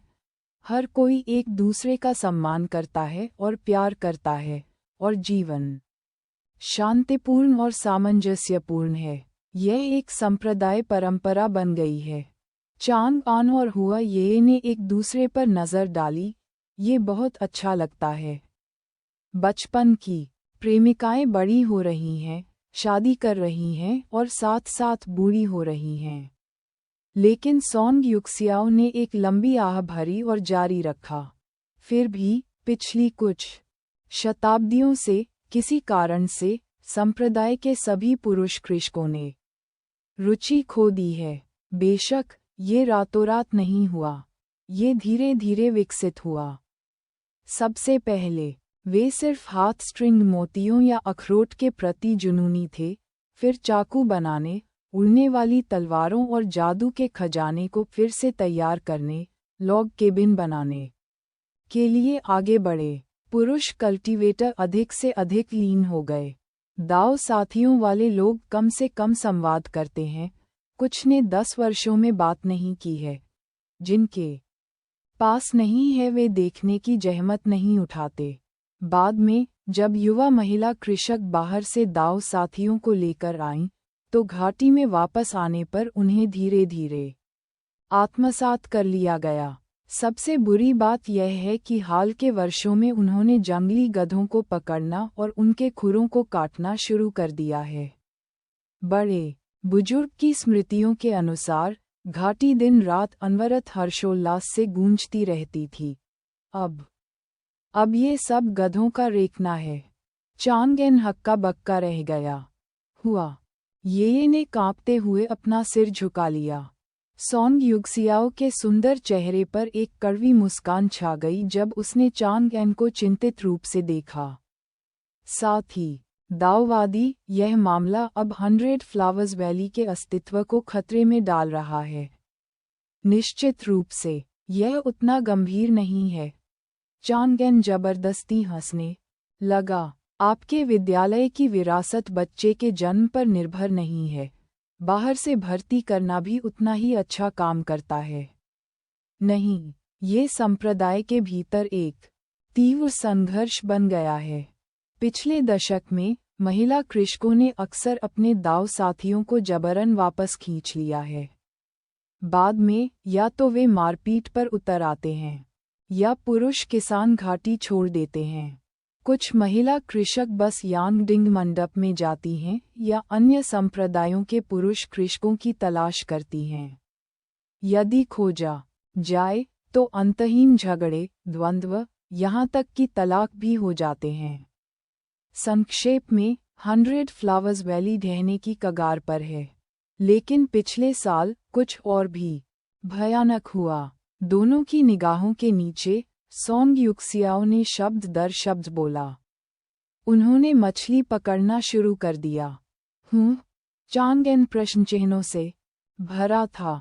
मछली पकड़ने में क्या खराबी है? यह महज एक शांत करने वाला शौक है, निश्चित रूप से गधे के खुर काटने से बेहतर। घाटी के बहुत अंदर एक झील है। किसी कारण से उन्होंने अपने अन्य शौक छोड़ दिए और वहां समूहों में मछली पकड़ना शुरू कर दिया। वे सभी सांप्रदायिक मामलों को नज़रअंदाज करते हुए महीनों तक बैठे रहते हैं। सामूहिक रूप से मछली पकड़ना शुरू करने से पहले वे केवल स्पष्ट दृष्टि वाले और इच्छाहीन थे। लेकिन हाल ही में जब बहनें उनसे मिलने गईं, तो उन्होंने पाया कि वे सभी निर्जीव और कमज़ोर हैं। हमें डर है कि अगर यह जारी रहा तो वे सभी झील के किनारे मर जाएंगे। चांगएन ने गहरी नाराजगी व्यक्त की। साथ ही दाववादी गीत, यह एक दाव साथी मुद्दे से कहीं अधिक लगता है। अगर उनमें जोश नहीं है तो उन्हें औषधीय गोलियां खाने दीजिए। मैं उसका इलाज नहीं कर सकता। सॉन्ग युक्सियाओ ने अपना सिर हिलाया। पुरुष कृषक वास्तव में उन औषधीय गोलियों को स्वयं लेते हैं, लेकिन उन्हें लेने के बाद भी वे हमें अनदेखा करते हैं। तो मेरा मानना है कि यह अभी भी एक भावनात्मक समस्या है। गोलियां लेने के बाद उन्हें अपने दाव साथियों में रुचि कैसे वापस लानी है, मैं आपका मार्गदर्शन चाहता हूँ। साथी दाववादी चांग एन ने अपनी ठुड्डी रगड़ी। अमर लोक में कृषक आमतौर पर स्वस्थ और हृष्ट-पुष्ट होते हैं। वास्तविक दुर्बलता दुर्लभ है।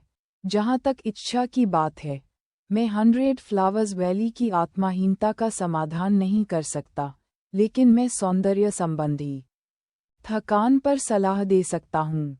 महिला कृषक अपनी छवि बदलने का प्रयास कर सकती हैं। हर किसी को नवीनता की आवश्यकता होती है।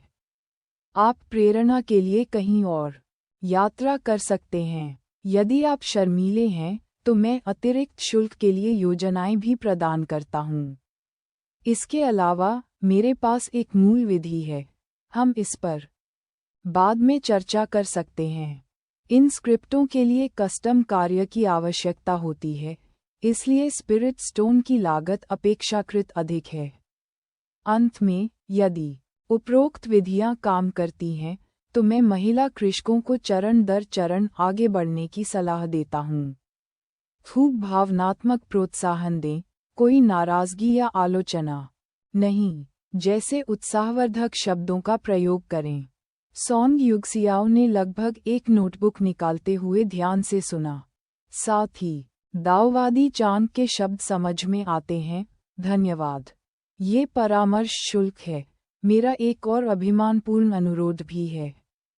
उसने स्पष्ट रूप से एक मिड ग्रेड स्पिरिट स्टोन सौंपा और जारी रखा। आपके द्वारा बताए गए छवि परिवर्तन ठीक हैं, लेकिन हम में से कोई भी स्क्रिप्ट नहीं समझता है, और हमारे पास दाव साथियों के बीच भावनात्मक संचार कौशल की भी कमी है। इसलिए 100 फ्लावर्स वैली की ओर से मैं आपको यहाँ आने और सभी बहनों को एक विस्तृत व्याख्यान देने के लिए आमंत्रित करना चाहता हूँ, ताकि हर कोई यह तय कर सके कि स्क्रिप्ट वगैरह खरीदनी है या नहीं। हम पारिश्रमिक के रूप में 10 और मिड ग्रेड स्पिरिट स्टोन्स का भुगतान करने को तैयार हैं। चांग एन झिझक गया। किसी और के संप्रदाय में प्रवेश करना घड़े में पकड़े गए कछुए के समान था। इसके अलावा, अगर उन्होंने उसे उन पुरुष कृषकों को भड़काने के लिए एक उपकरण के रूप में इस्तेमाल किया, तो दाव साथी होने का दिखावा करने से केवल एक व्यक्ति द्वारा हैक किए जाने से पूरे समूह द्वारा हैक किए जाने का अंतर होगा। बिल्कुल नहीं। इनकी मंडप खुलने ही वाला था। उसके पास जल्द ही पैसा आने वाला था। वह छोटे से लाभ के लिए अपनी जान जोखिम में नहीं डाल सकता था। हल चांगेन मना करने वाला था। उसके बगल में हुआ ये ने अचानक अपनी आस्तीन खींची। या 69 हुआ ये का अनुमान। चांगेन का दिल हिल गया। वह जानता था कि हुआ ये उसे कभी नुकसान नहीं पहुंचाएगी। उसने हल्की खांसी दी। ठीक है, कल हम सबसे पहले क्या करेंगे? सॉन्ग युगसियाओ ने लुभावनी खूबसूरत हुआ ये को देखा और कुछ नहीं कहा, और मेज पर 5 मिड-ग्रेड स्पिरिट स्टोन रख दिए। फिर कल सुबह 100 फ्लावर्स वैली में हम साथी दाववादी चांद के सम्मानित आगमन की प्रतीक्षा करेंगे। उसे जाते हुए देखकर सॉन्ग युगसियाओ के चले जाने के बाद ही चांगेन ने अपनी नज़र हुआ ये की ओर की। हुआ ये फिर बोला, 100 फ्लावर्स वैली की वे महिला कृषक वास्तव में हताशा से पागल हो रही हैं। उनकी मूल योजना ये थी कि आप यहीं रुकें, फिर आपको छोड़ दें। चांगेन ने आश्चर्य से देखा, और आप अब भी चाहते हैं कि मैं चला जाऊं? मैंने सोचा, पति। आखिरकार उनमें से बहुतों के पास पहले से ही दाव साथी हैं। मैंने सुना है कि कुछ लोग उस प्रकार के हैं। हुआ ये हंसी, फिर बोली बदल दी। आपका तर्क सुनने के बाद उसने अपना मन बदल लिया और पहले आपकी विधि आजमाना चाहती है। लेकिन इसीलिए मैं तुम्हें अंदर नहीं भेज रहा हूँ। अगर मैं गलत नहीं हूँ, तो 100 फ्लावर्स वैली के अंदर कुछ चीज़ धीरे धीरे नर कृषकों को प्रभावित कर रही है। सबसे अधिक संभावना है कुछ यांग विशेषता स्वर्ग और पृथ्वी खजाना धीरे धीरे सुप्रीम यांग क्यूई के आसपास के सभी को बना और अवशोषित कर रहा है। चांगएन तुरंत समझ गया।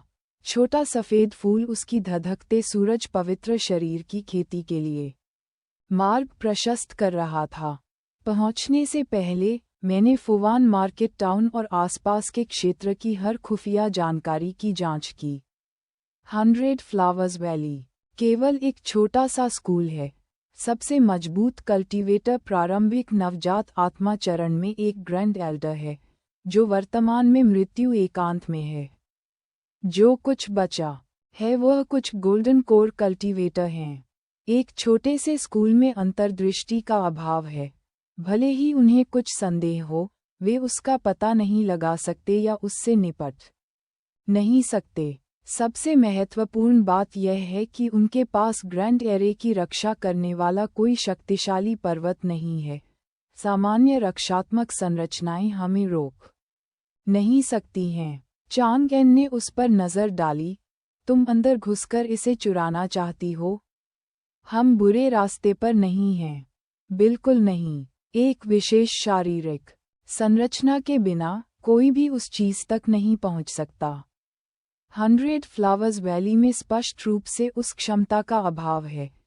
इसके कारण उन्हें मिटाया जा सकता है। इसे लेकर हम उनके संप्रदाय की नींव को सुरक्षित रखेंगे और उनकी जान बचाएंगे। मेरा मानना है कि 100 फ्लावर्स वैली मना नहीं करेगी। फिर भी सुरक्षित रहने के लिए आइए आज रात आपके संप्रदाय की संयुक्त आक्रमण तकनीक का प्रशिक्षण लें। फिर हमें उनके शत्रुतापूर्ण होने का डर नहीं रहेगा। हुआ ये ने अपने वास्तविक उद्देश्य को छिपाते हुए सीधे चेहरे से हर चीज का विश्लेषण किया। अपनी अमर गुफा में जाना। चांगएन ने एक क्षण सोचा, फिर स्वीकृति में सिर हिलाया। वह अपनी ताकत बढ़ाने का कोई मौका नहीं छोड़ेगा। ये देखकर कि दोपहर हो चुकी है, वह उठा, बैनर लहराया और संगीत कक्षा के लिए वापस जाने के लिए तैयार हुआ ये एक शर्मीली युवा पत्नी की तरह नजरें झुकाए उसके पीछे चल रही थी। चांगएन ने उस पर कोई ध्यान नहीं दिया। इस प्रकार मौन समझ के साथ दोनों प्रांगण संख्या 37 में लौट आए। तभी यू याओ अपनी अमर गुफा से बाहर निकली और उनके सामने आ गई। चांगएन झिझकते हुए उनका परिचय देने ही वाला था, तभी यू याओ ने धीरे से दीदी कहकर पुकारा, जिससे वह चौंक गया। सिस्टर यू याओ टिल्डर, मैं आज दोपहर को अपने पति को आपकी देखभाल में छोड़ दूंगी। हुआ ये की आड़ू फूली आंखें अर्धचंद्राकार में मुड़ी हुई थीं। दोनों महिलाओं के बीच नजर डालने पर चांगएन को एहसास हुआ कि छोटे सफेद फूल ने कल रात जलपरी को जीत लिया होगा। तो कल रात की अनुकूलता में बदलाव उसकी वजह से था। उसे आश्चर्य हुआ कि उसने यू याओ को क्या बताया था। उन्होंने अब कोई सवाल नहीं पूछा। हुआ ये को आंगन में ले गए और उसे आंगन और अमर गुफा दोनों तक पूरी पहुंच प्रदान की। खुश होकर हुआ ये ने अपना चोगा सीधा किया और अचानक एक मौन संदेश भेजा। पति टिल्डर, मुझे लगता है कि सिस्टर यू याओ आपको अधिक सशक्त पसंद करती है। क्यों न इसे आजमाया जाए? चांगएन ने उसे घूरकर देखा, उलझन में पड़ गया। इस बार उसे क्या महसूस हुआ था? क्या कोमल यू याओ वास्तव में इसे पसंद कर सकती है? उसने ये याद करते हुए पलकें झपकाईं कि कैसे वह उसे बड़ा भाई कहती थी और सोचने लगा, ठीक है, तुम जाओ, मैं अमर गुफा में प्रतीक्षा करूंगा। आज रात हम एक साथ नीलामी में भाग लेंगे। कोर्टयार्ड 36 में पहुंचकर वे संगीत की शिक्षा के लिए तैयार होकर उसकी अमर गुफा में बैठ गए। चांगएन ने पहले उसे सूचित किया, हम आज रात आपका खेल सुनने के लिए फेंग्यू टॉवर नहीं जाएंगे, हम एक नीलामी में भाग ले रहे हैं। यू याओ ने नम्र सहमति दी, जो सामान्य से अलग नहीं थी। क्या उसे ये प्रयास करना चाहिए?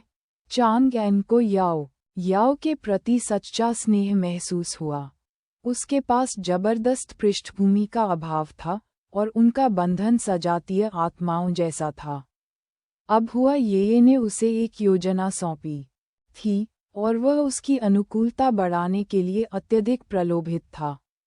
उसकी एकमात्र झिझक थी, इतनी कोमल लड़की से कठोरता से बात करने से उसे एक जानवर जैसा महसूस होता था।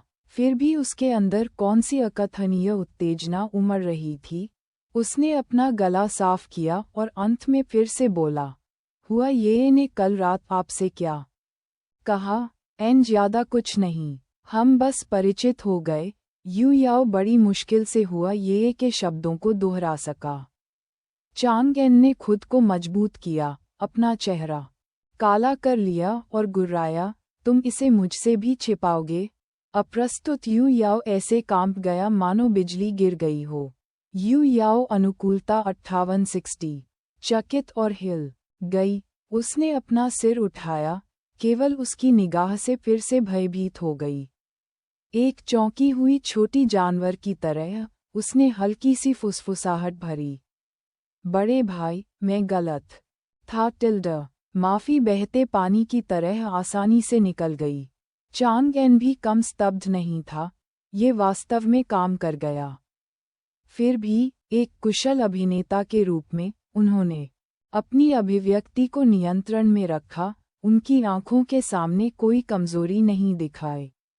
अनगिनत दबंग सीओ और लॉन्ग एओटियन कट्टरपंथियों ने उस समय उसे अपने वश में कर लिया था। चांग एन अब अकेले नहीं लड़ रहा था। क्या बड़ा भाई, मुझे सर कहो? बहकते हुए वह मनोविज्ञान से जानता था कि पते के माध्यम से पदानुक्रम स्थापित करना कितना महत्वपूर्ण हो सकता है। अन्य चीजें इंतजार कर सकती थीं, लेकिन आज उस शीर्षक को उसके दिल में अंकित करना था। क्षमा करें याओ याओ, इस बार मुझे आपको सीपीयू देना होगा। यू याओ की आंखें स्पष्टता, भ्रम और खुशी की चमक के बीच टिमटिमा रही थीं। अंत में दबाव सहन करने में असमर्थ होकर उसने डरते डरते अपने गले से 2 शब्दांश निकाले, सर टिल्डा। एक बार बोलने के बाद वह शांत हो गई और आगे जो कुछ भी आया उसके लिए खुद को त्याग दिया। यू याओ अनुकूलता 6065 चांग एन ने राहत की सांस ली। यू याओ पर उसकी नज़र अब अवर्णनीय रूप से जटिल हो गई थी। किसने सोचा होगा कि आपकी कोमल सतह के नीचे आप इसमें हैं? हुआ ये की सहायता के बिना कौन जानता है कि उसे वास्तविक रूप से देखने में कितना समय लगता। पब रेव द्वारा विज्ञापन अध्याय 70 लिटिल सिवेट कैट विफल। ठीक है, आगे बढ़ो, चांग एन ने फिर से संकेत दिया। यू याओ ने पहले ही वास्तविकता को स्वीकार कर लिया था और इस बात पर चिंता करना बंद कर दिया था कि उसे क्या कहा जाए। उसके स्नेह की सीमा 60 लाइक से आगे बढ़ने के बाद उसका दिल बैठ गया। ठीक है टिल्डा, उस नर्म चिपचिपी आवाज में यू याओ ने कल रात की बातचीत को शब्दशः याद किया। फिर भी जब वह हुआ ये की पंक्तियों तक पहुंची तो उसके गाल अनिवार्य रूप से लाल हो गए। बड़ी बहन ने कहा कि वह आपकी बाल वधू है और आप अपनी शादी की रात भाग गए। यू याओ की नीलमणि बादामी आंखें चांग एन की ओर घूम गईं। वह और अधिक पूछना चाहती थी, स्पष्ट रूप से उसके अतीत को सुनने के लिए उत्सुक थी।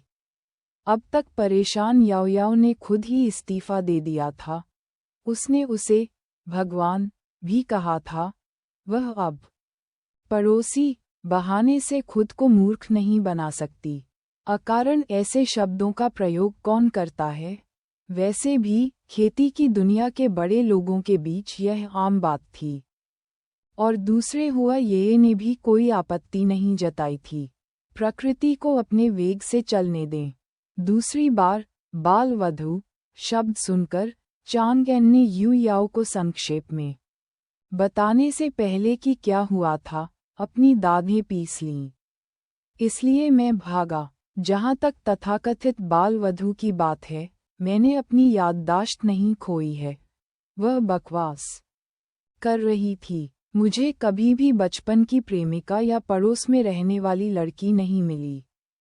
इस बिंदु पर चांगेन अचानक चुप हो गया। उसने अभी सुगंधित चावल के केक के बारे में सोचा। क्या उसके माता पिता वास्तव में उसकी जानकारी के बिना उसके लिए शादी की व्यवस्था कर सकते थे? यू याओ ने धीरे से कहा, सच्चाई जो भी हो, मैं महसूस कर सकती हूँ कि बड़ी बहन वास्तव में आपकी परवाह करती है। चूंकि आप पहले ही दाव साथी बन चुके हैं और यह आपकी खेती को बढ़ा सकता है, इसलिए अपने भविष्य में देरी न करें। ये कहते हुए वह अंदर से मिश्रित महसूस किए बिना नहीं रह सकी। आखिरकार वह भी सचमुच उसे पसंद करती थी। चांगेन ने कुछ नहीं कहा। उसने अपना गुकिन निकाला, हल्का सा सिर हिलाया और कहा, ठीक है, चलो संगीत सिद्धांत का अध्ययन शुरू करें। अब से याद रखना कि तुम मुझे बाहर क्या बुलाते हो और घर पर क्या बुलाते हो, उन्हें कभी मत मिलाओ। अंत में वह फिर से दबंग सीईओ मोड में आ गए। यू याओ सहज रूप से सिकुड़ गई, अपना सिर नीचे कर लिया और धीरे से सहमति दी। शाम ढल गई और चमकदार चंद्रमा उगाया। पाठ खत्म। यू याओ जाने के लिए उठी और फेंगे टॉवर पर अपना किन बजाने की योजना बना रही थी। चांगेन ने धीरे से कहा, फिर आगे बढ़कर उसे धीरे से गले लगा लिया। यू याओ का दिमाग उलझनों में उलझा हुआ था, फिर भी उसने कोई आवाज नहीं की। यह अभी भी वह गर्मजोशी भरा आलिंगन था जिसकी वह चाहत किए बिना नहीं रह पाती थी, जब भी वह आधी रात को करवट लेती थी। बहुत अच्छा। इस बीच चांगेन अपनी नाक के नीचे समुद्री फूलों की नाजुक, सुंदर खुशबू में खो गया था और पूरी तरह से संतुष्ट महसूस कर रहा था। इतनी सौम्य महिला, फिर भी उस विरोधाभास के साथ वह जाने देना बर्दाश्त नहीं कर सका। आखिरकार एक दूसरे को छोड़ने से पहले उन्होंने एक पल के लिए शांत कोमलता का स्वाद लिया। तभी चांगेन ने यू याओ का शर्माता हुआ चेहरा देखा, जो उससे भी अधिक संतुष्ट लग रहा था। मैं जा रहा हूँ। सामान्य रूप से पतली चमड़ी वाला यू याओ हड़बड़ाहट में पीछे हट गया, घूम गया और जल्दी से निकल गया। चांगेन ने उसे जाते हुए एक मनोरंजक मुस्कान के साथ देखा, अमर गुफा से बाहर निकला और आंगन संख्या 37 में लौट आया। एक बार आंगन के अंदर जाने पर उसे कुछ अलग महसूस हुआ। फीफी द्वारा गुप्त रूप से लगाए गए फूल और जड़ी बूटियां साफ सुथरी और सुंदर हो गई थीं। बूंदें अभी भी पंखुड़ियों और पत्तियों से चिपकी हुई हैं, चांदनी में मोतियों की तरह चमक रही हैं। वह बुदबुदाया, बहुत मेहनती था। उसने गुफा निवास का दरवाज़ा धक्का देकर खोला और स्तब्ध हो गया। आंतरिक भाग को अच्छी तरह से साफ और पुनः सजाया गया था। लिविंग रूम में अब जैड आभूषण, लघु रॉकरीज और ताजे फूलों के फूलदान रखे हुए थे। उसने चौड़े खुले शयन कक्ष के दरवाजे पर नजर डाली, जहां सफ़ेद और गुलाबी धुंधले पर्दे फैले हुए थे, जो हुआ ये की अनोखी मनमोहक खुशबू ले रहे थे। इधर उधर भटकने के बाद अंततः उसे रसोई में हिहुआन संप्रदाय की संतेस मिली, जो एक छोटी रसोइया की तरह लग रही थी। गुफा के अंदर वह आदतन फिर से नंगे पैर गई थी, जब वह गुनगुना रही थी और बना रही थी पैनकेक। चांगेन करीब आ गया, उसकी आंखें सिकुड़ गईं। यह अभी भी उस तरह का तिल का केक था जिसे उसने एक बच्चे के रूप में खाया था। बिना पूछे वह उसके बगल में बर्तन बनाने लगा। हुआ ये ने अपना सिर झुकाया। उसकी गुनगुनाहट और भी मधुर हो गई। जल्द ही उन दोनों ने पूरा रात्रि भोज तैयार किया। हुआ ये तिल के केक ले आए जबकि चांगेन बर्तनों को लिविंग रूम में ले गया। जैसे ही प्लेटें मेज को छू गईं, लिटिल सिवेट बिल्ली अंदर आए, म्याऊं म्याऊं करके अभिवादन किया और हवा सूंघी। चांगएन ने तिरस्कारपूर्वक कहा, आप हमेशा की तरह सही समय पर हैं। फीफी ने जवाब में म्याऊं म्याऊं करने की जहमत भी नहीं उठाई। इसकी परवाह नहीं की जा सकती। लेकिन जैसे ही वह अपनी कुर्सी पर चढ़ा, वह ठिठक गया, मुड़ गया और चांगएन को सूंघने लगा। फिर वह उसके कंधे की ओर उछला, अपना सिर नीचे किया और उस स्थान को सूंघा जहां यू याओ ने घोंसला बनाया था। चांगएन का दिल धड़क गया। निश्चित रूप से, अपने संदेह की पुष्टि करने के बाद, छोटे सिवेट की बड़ी आंखों में गुस्सा झलक रहा था और वह बिना रुके म्याऊं म्याऊं कर रहा था, स्पष्ट रूप से गुस्से में। उसी क्षण रसोई के दरवाजे से एक मंत्रमुग्ध कर देने वाली हंसी की आवाज आए। ये कहता है कि आप अगले आंगन में उस नीले बालों वाली बिल्ली को पालने के लिए गए थे और तूफान आने का श्राप दे रही है। पति बहुत आज्ञाकारी है, बहुत जल्दी कार्य करने वाला है। रंगे हाथों पकड़ा गया, यहाँ तक कि अनुभवी चांगएन भी अपना चेहरा थोड़ा लाल होने से नहीं रोक सका। उसने सबसे पहले स्तब्ध फीफी पर चेतावनी भरी दृष्टि डाली, अपना गला साफ किया और जल्दी से उनका परिचय कराया। फीफी, ये हुआ ये है। हुआ ये फीफी है, अज्ञात प्रजाति का एक आध्यात्मिक जानवर। उसे दुलारना पसंद नहीं है।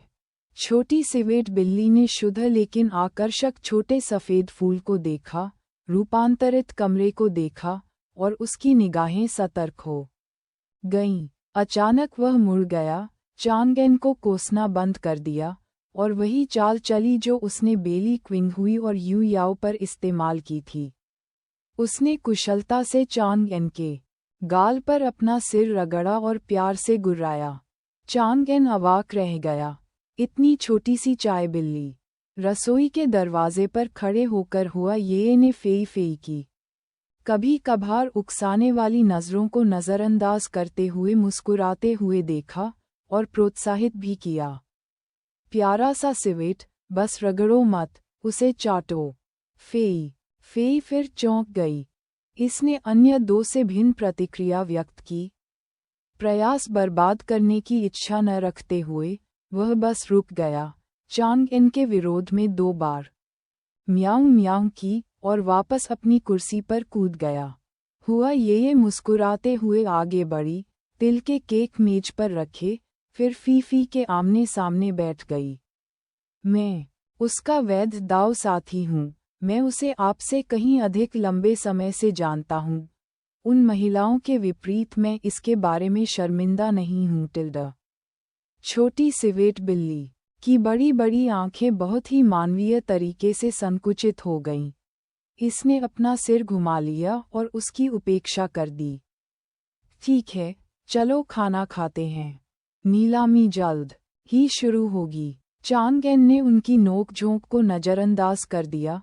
फीफी के मछली से सजाए गए चीनी मिट्टी के कटोरे को भोजन से भर दिया, उसे नीचे रख दिया। फिर खाने के लिए बैठ गया। हुआ ये खिलखिलाकर हंसा और स्वादिष्ट भोजन भी करने लगा। आखिरकार 2 इंसानों और एक बिल्ली ने शांति से खाना खत्म किया। फेई ने अपना कटोरा दूर धकेला, अपनी ठुड्डी उठाई और हुआ ये पर नज़र डाली।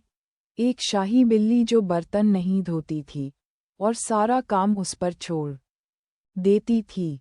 हुआ ये नाराज नहीं था। उसने बर्तन इकट्ठे किए और रसोई की ओर चल दी। दरवाजे के ठीक पहले वह रुकी और छोटे सिवेट को अर्थपूर्ण रूप से देखने के लिए मुड़ी।